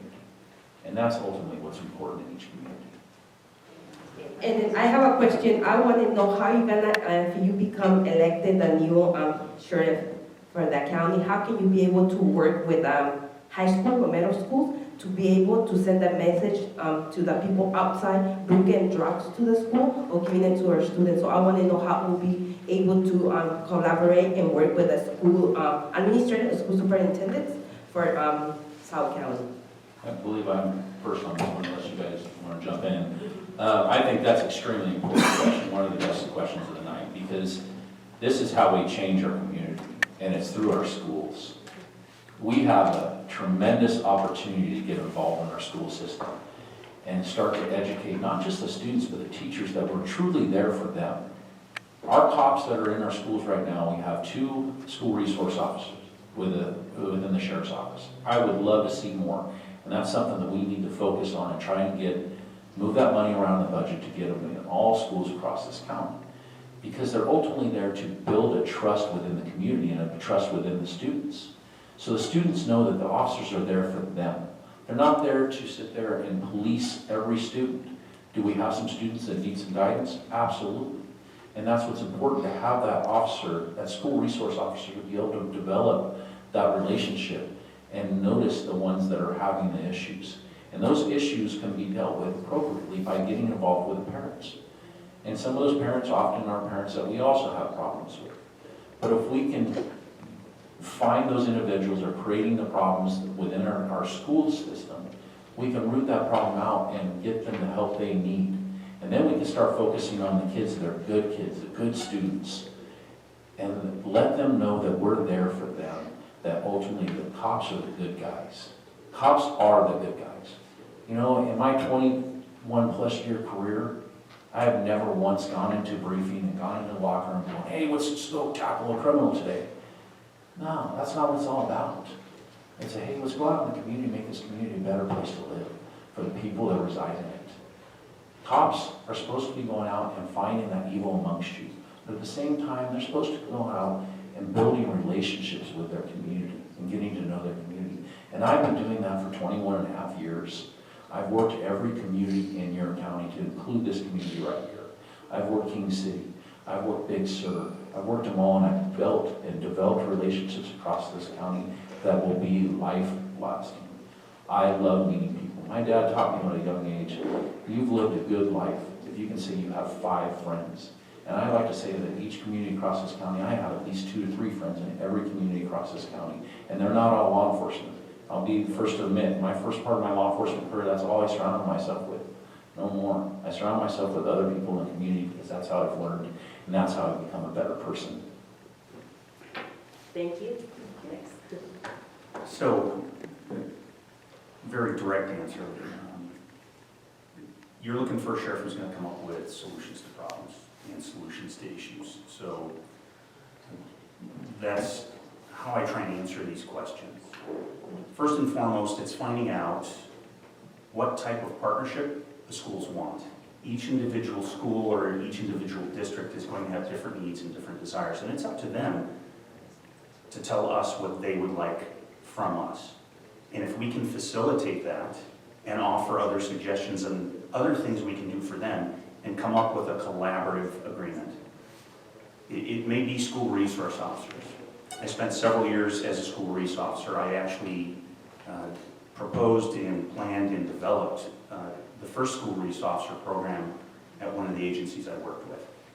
And we had different schools, and the programs were very different at those schools. So collaborate with the community, find out what they want, and then see if we can facilitate that and partner to make it even stronger. The other part of that goes back to my plan to have liaisons in each of our communities. And when I talked about meeting with elected officials, business leaders, religious leaders, and churches, that also includes the schools. Our command staff should be meeting with school administrators, finding out what the problems are in those schools or the needs of those schools are for the sheriff's office. And if we work with the schools and the communities, with the parents, and that includes the parents, and I think we're seeing that across the country. Parents want to say, right, it's not just the school districts or the teachers, but work with all those groups to individually tailor those programs. And it brings up another interesting theory on how we can, say, kill 2 birds with 1 stone. Perhaps we can partner with some of the school districts in funding school resource officers, hire more deputies, and when those deputies aren't working in the schools, perhaps in the summer, they're still funded. Perhaps we can use them for dedicated juvenile justice programs or dedicated juvenile outreach programs. They don't get to take the summers off like some of the teachers. They still got to throw on that uniform. But it's maybe a good idea or a collaborative way we can actually get more police presence, build the community more, have more relationships, and really maximize one issue into maybe helping solve others as well. So I think it's up to the community, but I can't wait to be the sheriff to start looking at issues and create ideas like that. So when you're looking at the schools and the problems that we have in the schools, and you use the example of the drugs in the school and the problems that it's creating, It's a much deeper issue. It's really looking at our at-risk youth. Study after study has shown that, our children are more influenced by their peers than anything that the police does or anything that the schools do. So what kind of programs are we developing for our at-risk youth, as we call it, to keep them on a path? This is near and dear to me. I'm on the Restorative Justice Commission for Monterey County, that we really look at how we can deal with our youth issues than just incarcerating them. How do we make them better for the community? But I do actually agree with my colleagues. It starts with your sheriff needs to be having that conversation with the superintendents of the different schools. And Monterey County's big, and it's a lot of school districts actually when you look at the whole of Monterey County. Because I have been talking to the board of trustees or the board of education, because they're all set up differently. But your county sheriff should be having that conversation. And I know as a county sheriff, I'm going to continue to have that conversation. Because I've done it in the past. I've done it in large places where I have to talk to different stakeholders. Because they're putting it on programs, and you want to make sure that all your programs are in alignment. And then it also is talking to the community. What does the community want? And the answer may not be a school resource officer, because that community may not want a school resource officer program for whatever reason. And you as a sheriff need to understand that they're looking for alternatives. I'm also a proponent, though. I like the school resource officers because it's different in the state of California versus other places where kind of started the movement to remove them from school. Because the school resource officers many times end up, they're mentors to the kids. They stop problems before they rise to the level that it's criminal in nature. And now our youth are going into the justice system. But it's also identifying those kids that are already in the justice system, just like our incarcerated population, to say, okay, when are they going to be returning to their homes? The sheriff has an obligation to make sure that either he or she is part of those conversations, or either he or she has somebody who's sitting on those boards. Because we already have these things in place in Monterey County, but the sheriff's not participating. I think that's where the breakdown is happening. So, I agree. We have to have a plan. We have to look at what's already there before we start trying to fix it, because we're not even participating in the things that fix it. And then from there, if it's not working, right, that's the metrics piece of it, then maybe we should shift gears to do better. I'm a sheriff that's open to the community. I have my cell phone number on my website as a chief of police. How many people do that? You can call me at 3 in the morning if you have an issue. I open that to the public. That's how transparent I am. So I just want to say it's a hard issue, but we need to work with everybody, so thank you. We want to go ahead and wrap this up at 3, so there'll be 2 more questions, okay? And we have one right here in the public.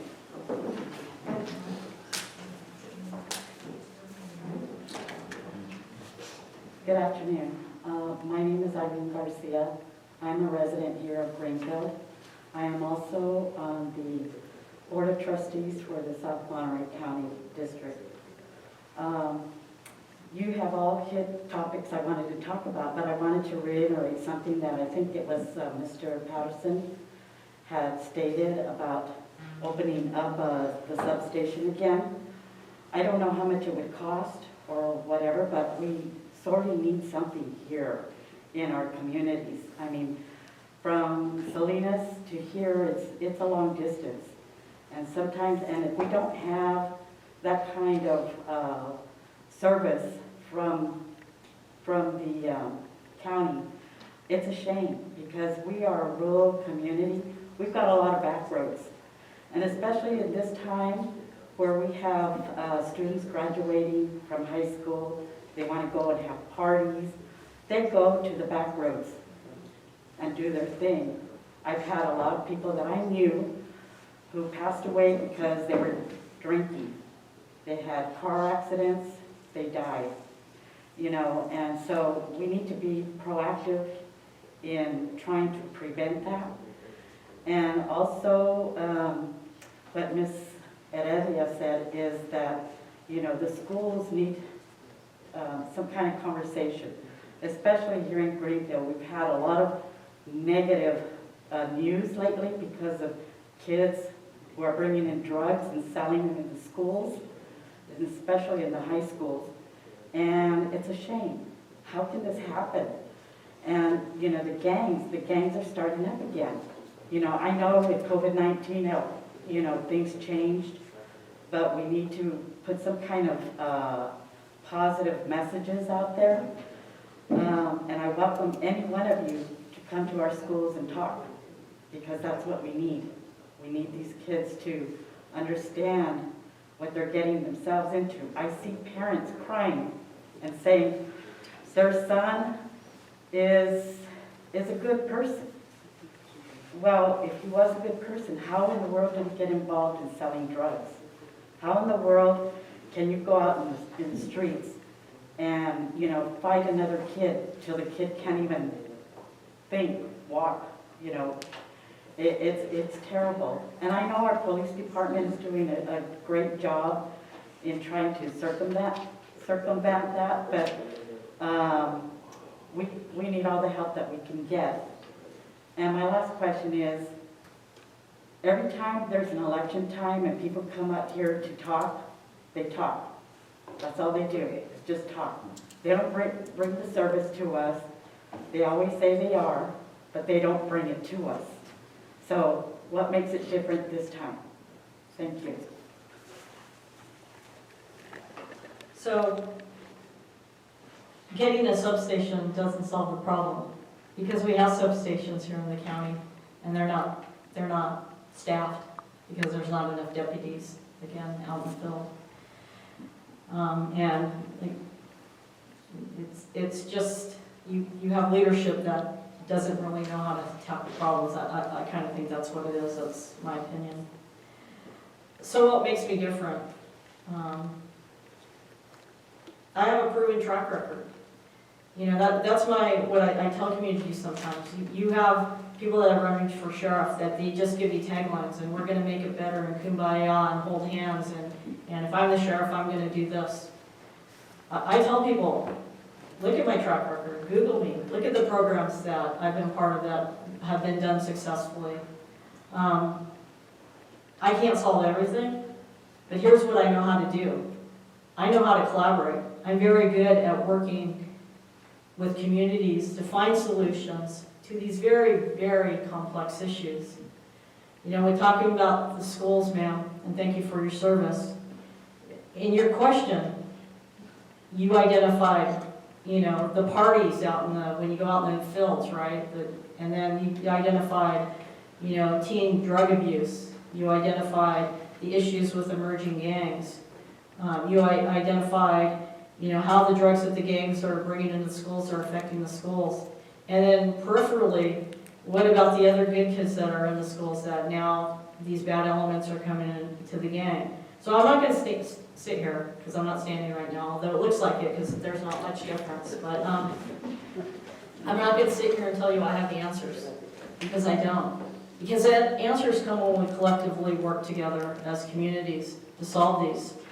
Chief Mixer, he knows I'm a collaborator. You know, I've said this over and over again, prior to running for sheriff, where's the sheriff? Because I'm the president of the Chiefs Association, where all the chiefs work collaboratively together to work on these issues. Why aren't we going to, you know, I've asked the questions, why aren't we going after these grant monies that are together? Because to get grants, as you know, sitting on the school board, you're more likely to get a grant if you're working with other organizations, not if you're doing it alone.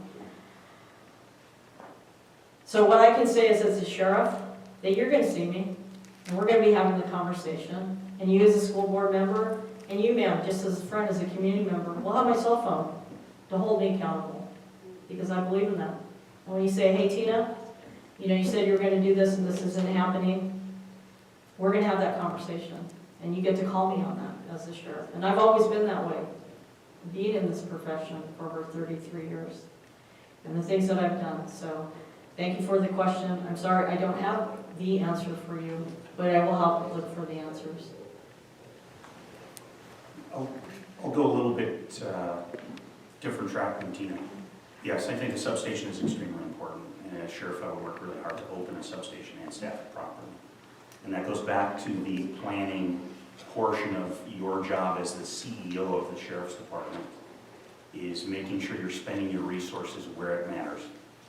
And time again, I'm sure you've come to these forums in other cities and other places and said these are the problems, and the politicians are going, yes, we're going to solve them, and they get elected and they don't do that. The sheriff's office needs to be the cornerstone of public safety efforts in Monterey County. It's the largest agency, the biggest budget. It works across the largest geographic area, and it has some of the most diverse responsibilities of any public safety agency in the county. And actions matter, and opening up a substation has not only practical matter for getting more deputies there and making sure that they're responding from a closer geographic proximity, but it's symbolic as well. And it's letting you know that we want to be in your community. We want to have a presence there. We want to work collaboratively with Greenfield and Soledad and King City and the South County communities that are in the unincorporated areas. I'm a very big proponent of that, and it amazes me that a sheriff's office this size can't figure that out with its $130 million plus budget. So what makes me different? And I'll touch on something Tina said earlier. We're police chiefs and we're at will. And if we don't perform, we're out of a job. I've really enjoyed working with two mismanaged, maybe neglected police agencies, one with a little bit of corruption. And I was tasked with making that better. And then we consolidated both of those agencies because here's the problem. We don't have enough resources to do the jobs that we want to do. So my ability to look beyond how we're doing things, think creatively, come up with a big plan and actually execute it to get more resources out. We've doubled the amount of officers in our small city in Del Rey Oaks because of a collaboration with the airport district. So we've gotten more officers, and we've done it 15 to 18% less than what we were paying separately for those services. So if you look at my experience in different parts of law enforcement, in different communities, being able to solve problems, increase resources, decrease costs, and the fact that I've had to do that or I wouldn't have a job, that's what makes me different. When you're elected sheriff, I think it's a shame that you can screw around for 4 years and not come through on your promises, and then get reelected, and then try and push your succession plan for the next guy, and it's going to be the same old, and I plan to break that. As your sheriff, one of the things that I've learned and I studied throughout my career is to not necessarily reinvent the wheel.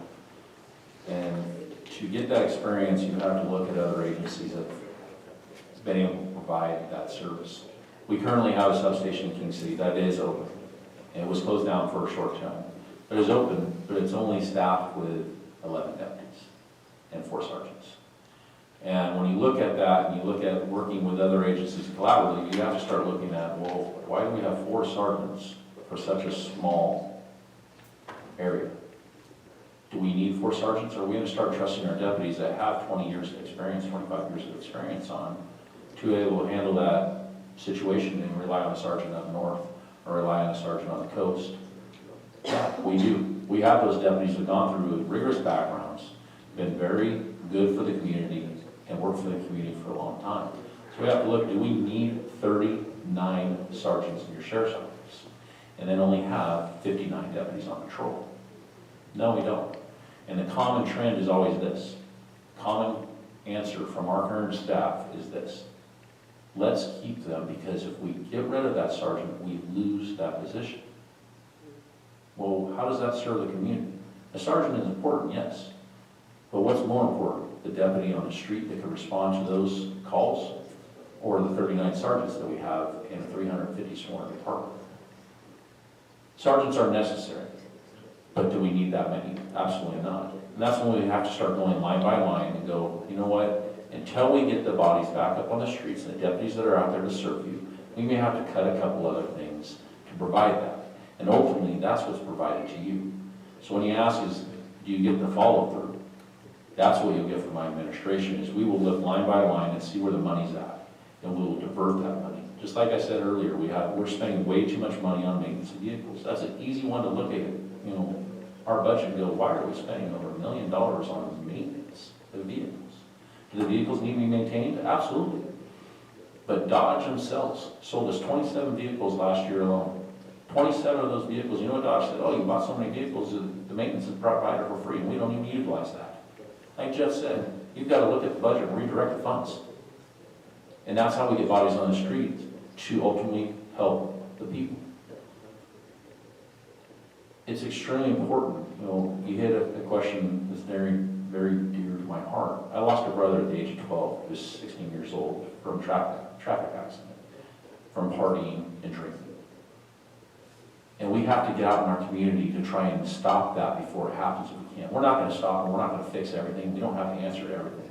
But if we have more cops on the streets to provide that, to go out and stop the parties, find the parties, and look for them, to stop that possibility of our young kids getting behind the wheel, drinking and driving, or using drugs and driving.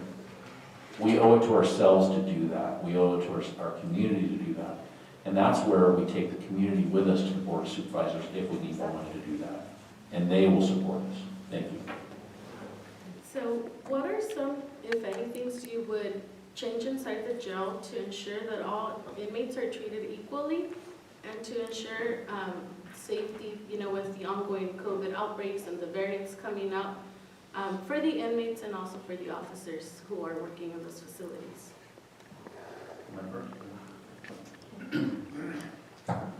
I think I'm up first. First and foremost is training. There are no quick fixes for making things better immediately, right? So let's look at the long-term problem. We want a safe jail. We want a jail that's safe for those that we house and care for them. We want a safe environment for staff. There is a large disparity in the training budget between, say, patrol and the jail, and they're both staffed with deputies. So the best way to improve conditions in your organization and the things that they do is to train your staff better.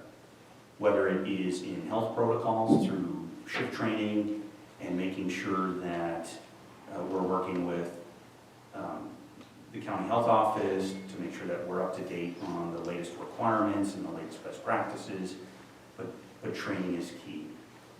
When you're not training jail deputies in current standards and best practices, two things that impact that. One, they're not providing the best service. Two, they don't feel valued as deputies that deserve training and want to be the professionals that they are.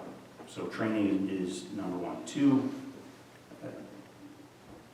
when you do a strategic plan for an organization, each of the divisions, the jail one, and I've said it on my website, I've said it at forums, the jail is a special issue because of the Hernandez lawsuit that was filed in 2013. It was settled in 2015, and here we are in 2020, almost a decade later, and things aren't getting better.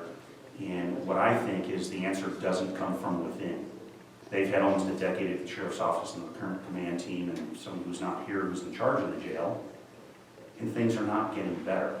So if I'm elected sheriff, one of the first things I would do immediately was I wouldn't hire the next jail chief from amongst my friends or amongst necessarily the law enforcement professionals I know. I'd work with the Board of Supervisors and County Human Resources to conduct a national search for the best jail chief that we can hire in Monterey County to make sure that we're getting someone who's experienced, educated, trained, and has handled these problems already. That in coordination with having a specific strategic plan for the jail with measurable, achievable steps, like let's have 12 objectives. Inmate safety, staff safety and security, health protocols and responses. You identify those objectives on what you're trying to achieve, and then you hire the best person you can, and you hold them accountable to execute that plan. And if they don't do it, you go get the next person, and you make sure that they execute that plan properly. But unless you know where you're wanting to go long-term, we can do all the things we want short-term. It's not going to bring about lasting results either in safety, whether it be health, inmate safety, staff safety. So I think we have to look at the big picture first.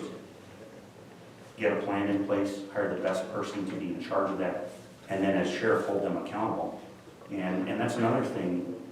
You see the same old in the sheriff's department where somebody gets elected and their friends are moved into those positions and they don't have the resume and they don't have the experience to run those particular parts of the sheriff's office operations. So I think this time looking outside is one of the important things. Thank you. So this is where I divert a little bit from my esteemed colleague to my left. I don't see training as the number one thing. I actually see it as the culture and treating people with respect. Because training is very dependent on budgets, it's fluid, and so it can change from year to year. So you could get all the training you want, and if the people are in a culture that says you don't respect people and treat them like human beings and do the right thing, it doesn't matter how big the budget is for training. So one of the things that I've done over the struggling law enforcement agencies that I've taken over is taking a hard look at the culture and what's going on with that agency. And that's some of the things that I keep saying that, no matter who wins this election, that our community needs to hold that sheriff accountable. There needs to be transparency. There needs to be some sort of oversight. And you need to elect somebody who demonstrates that they share the same values with you. And when I say share the same values, I'm talking about that's ethical, that's approachable, that treats you with respect and dignity, treats your family with respect and dignity, treats our incarcerated population with respect and dignity. Because the jail won't get better. It won't get better if the voters keep bringing people into the jails that do the same thing year after year, and they're not held accountable. So it starts with the culture. I know with Marina, I came in, they were a struggling law enforcement agency. There was some dysfunction going on, and they were good men and women. They just needed that leadership team to come in, and we actually took a hard look at ourselves. It was called a transformational change program that we put into effect. It's been written up into actually national policing magazines. And we had to ask those questions that really affect our service to our communities.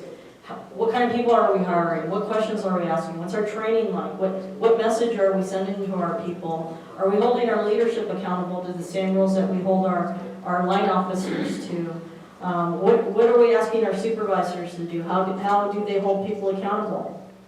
And there's no accountability right now with our sheriff's office.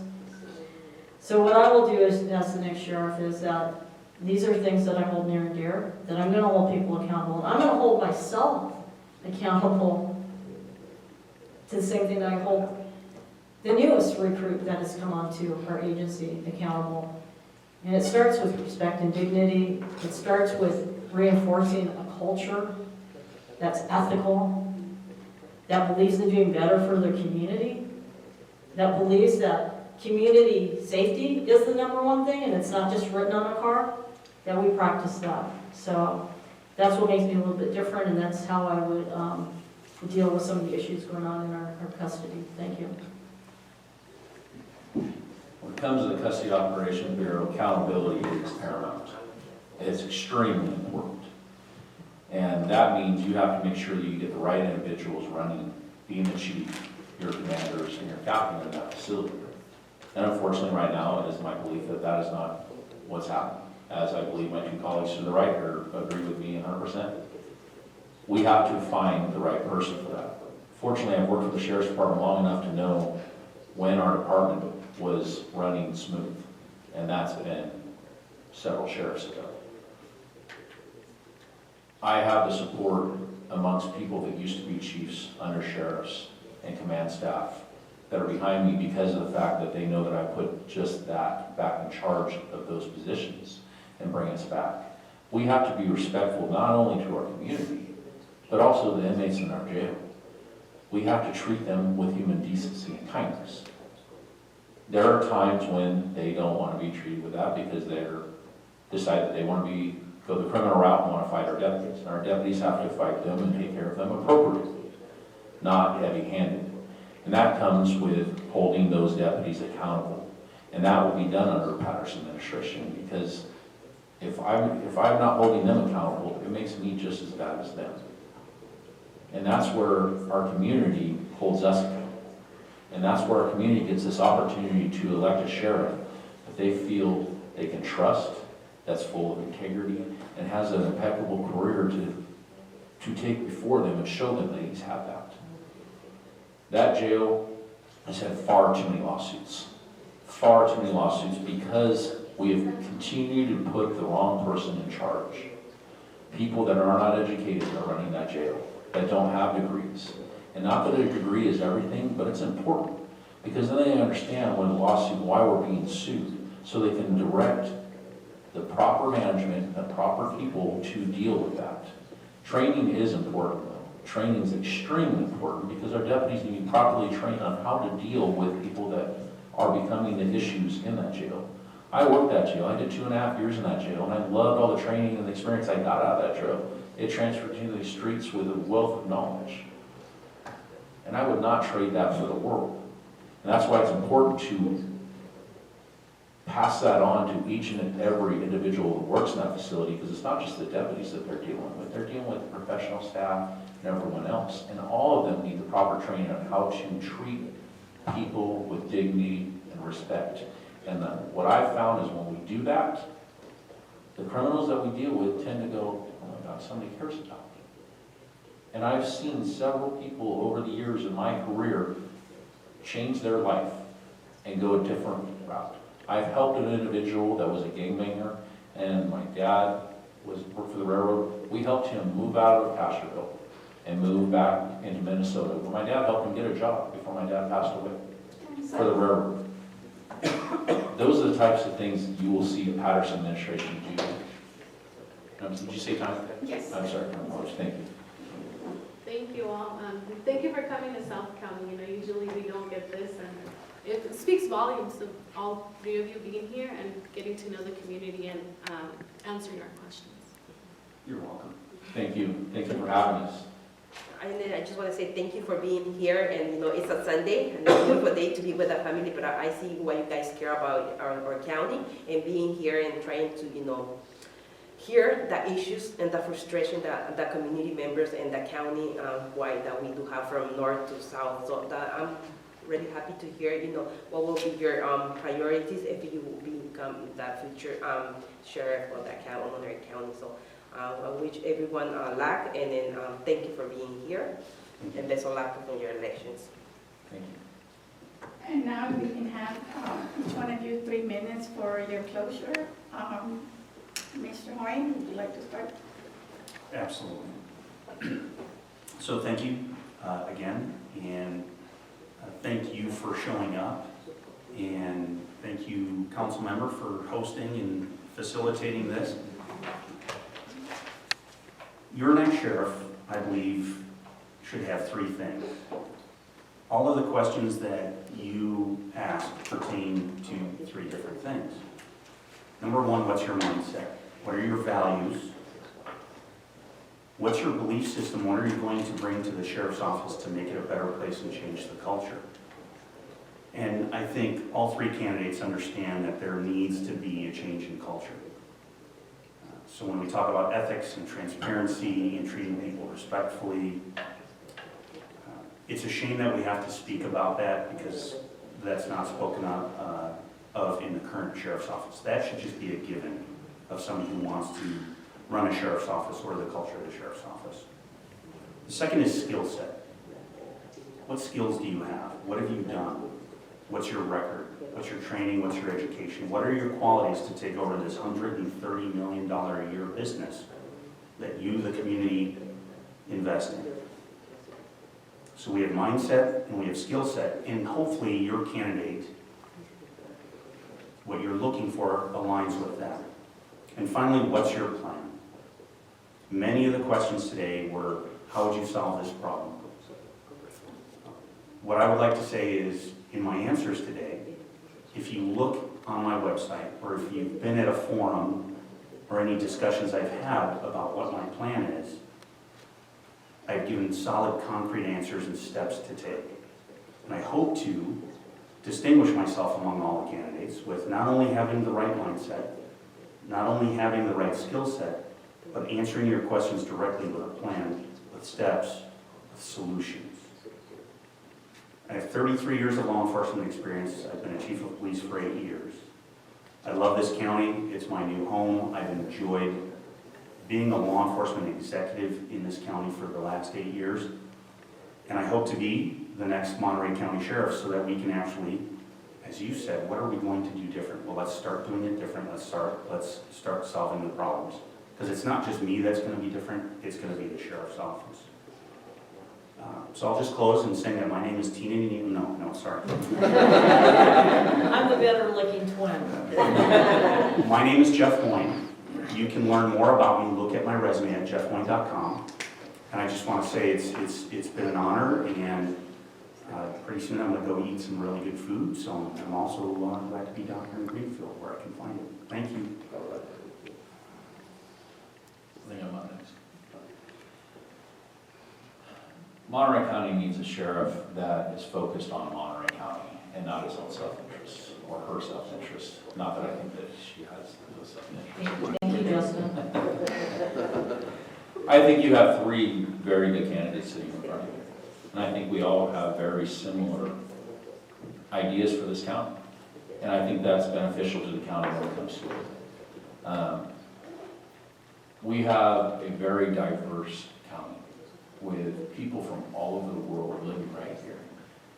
And what a tremendous experience and honor to be able to be part of that.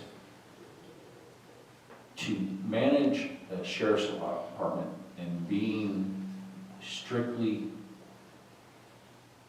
accountable to you is the foremost importance in the Patterson administration. This is why.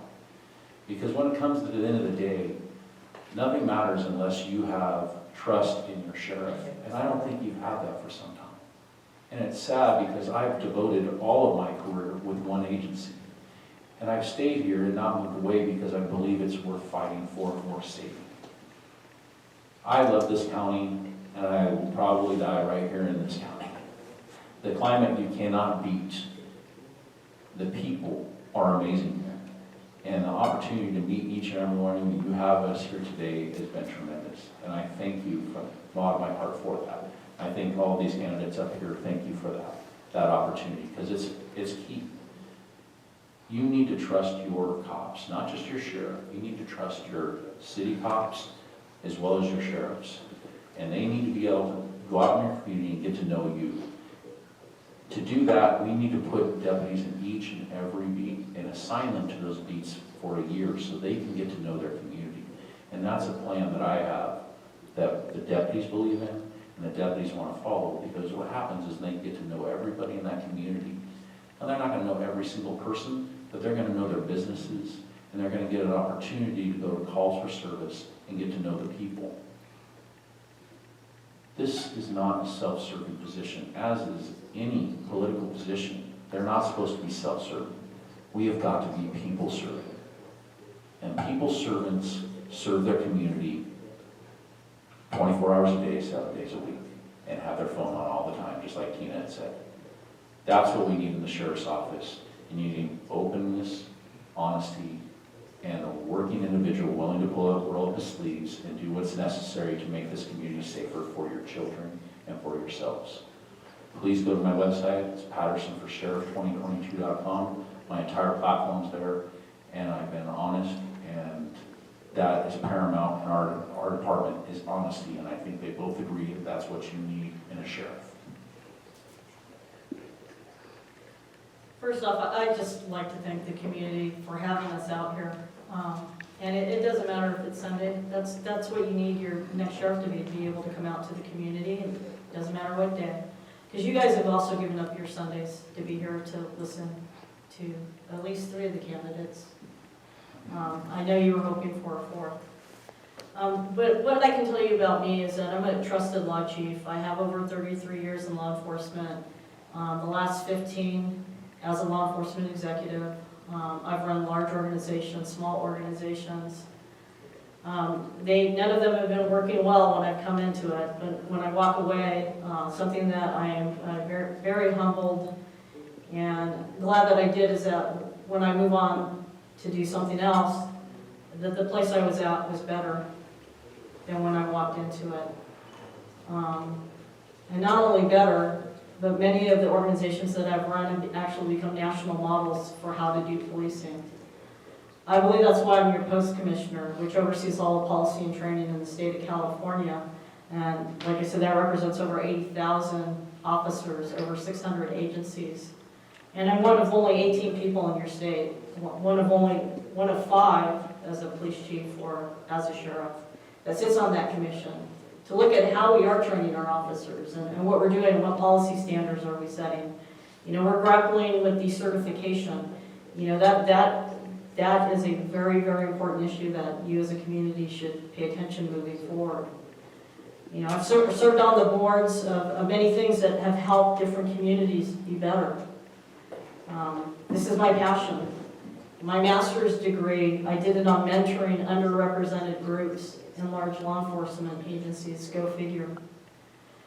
I think I'm multi-layered. I think that's why groups that I've been part of have been successful is because I have empathy, I have compassion. And I have that because of my own personal stories of being different. My life has been a life of obstacles. It's not easy being who I am in a profession where most people don't look like me. But here's your opportunity to change that narrative, to give hope to those who thought they would never be in law enforcement. And you can do that by helping me get elected to be sheriff. I'm approachable. When I say these things, it's not just a tagline. These are things that I've produced. Over 20 years, I've been producing these things. And I couldn't say that because people can check into your background. That is why the Deputy Sheriff's Association has endorsed me, because they believe that the sheriff needs something new. And they believe that I'm that leader that can bring change to the office and change for the better. So I encourage you to go to tinanieto4sheriff.com. You can learn more about me there, or just call me, and we'll go break bread and have a cup of coffee. So again, thank you. Councilwoman, thank you for bringing this together. I'm actually very humbled to be part of the first one in Greenfield. And like you said, it is historic. Because you only said that in Spanish, not in English. So I picked up on that, Melanie. So thank you.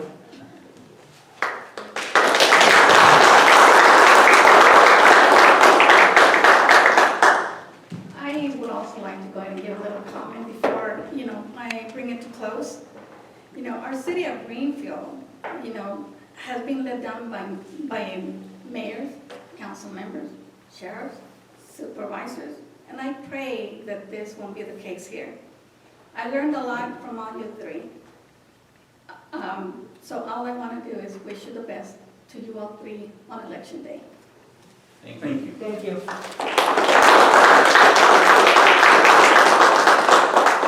And I just want to give a big round of applause to LULAC. They are the ones that actually make this happen.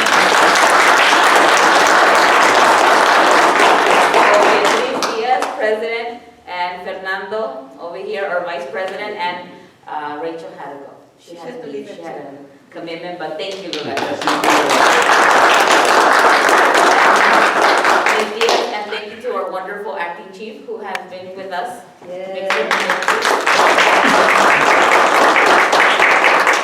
And a big round of applause for the panelists. And a shout out to our cameraman.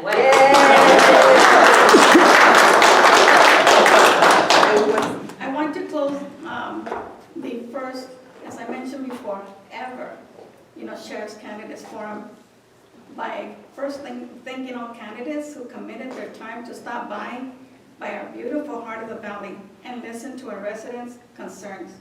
Very appreciated from you all three. Thank you to all attendants. Hope you got to know the candidates and candidates more, and you will make the right decision when you cast your vote. Thank you, everybody.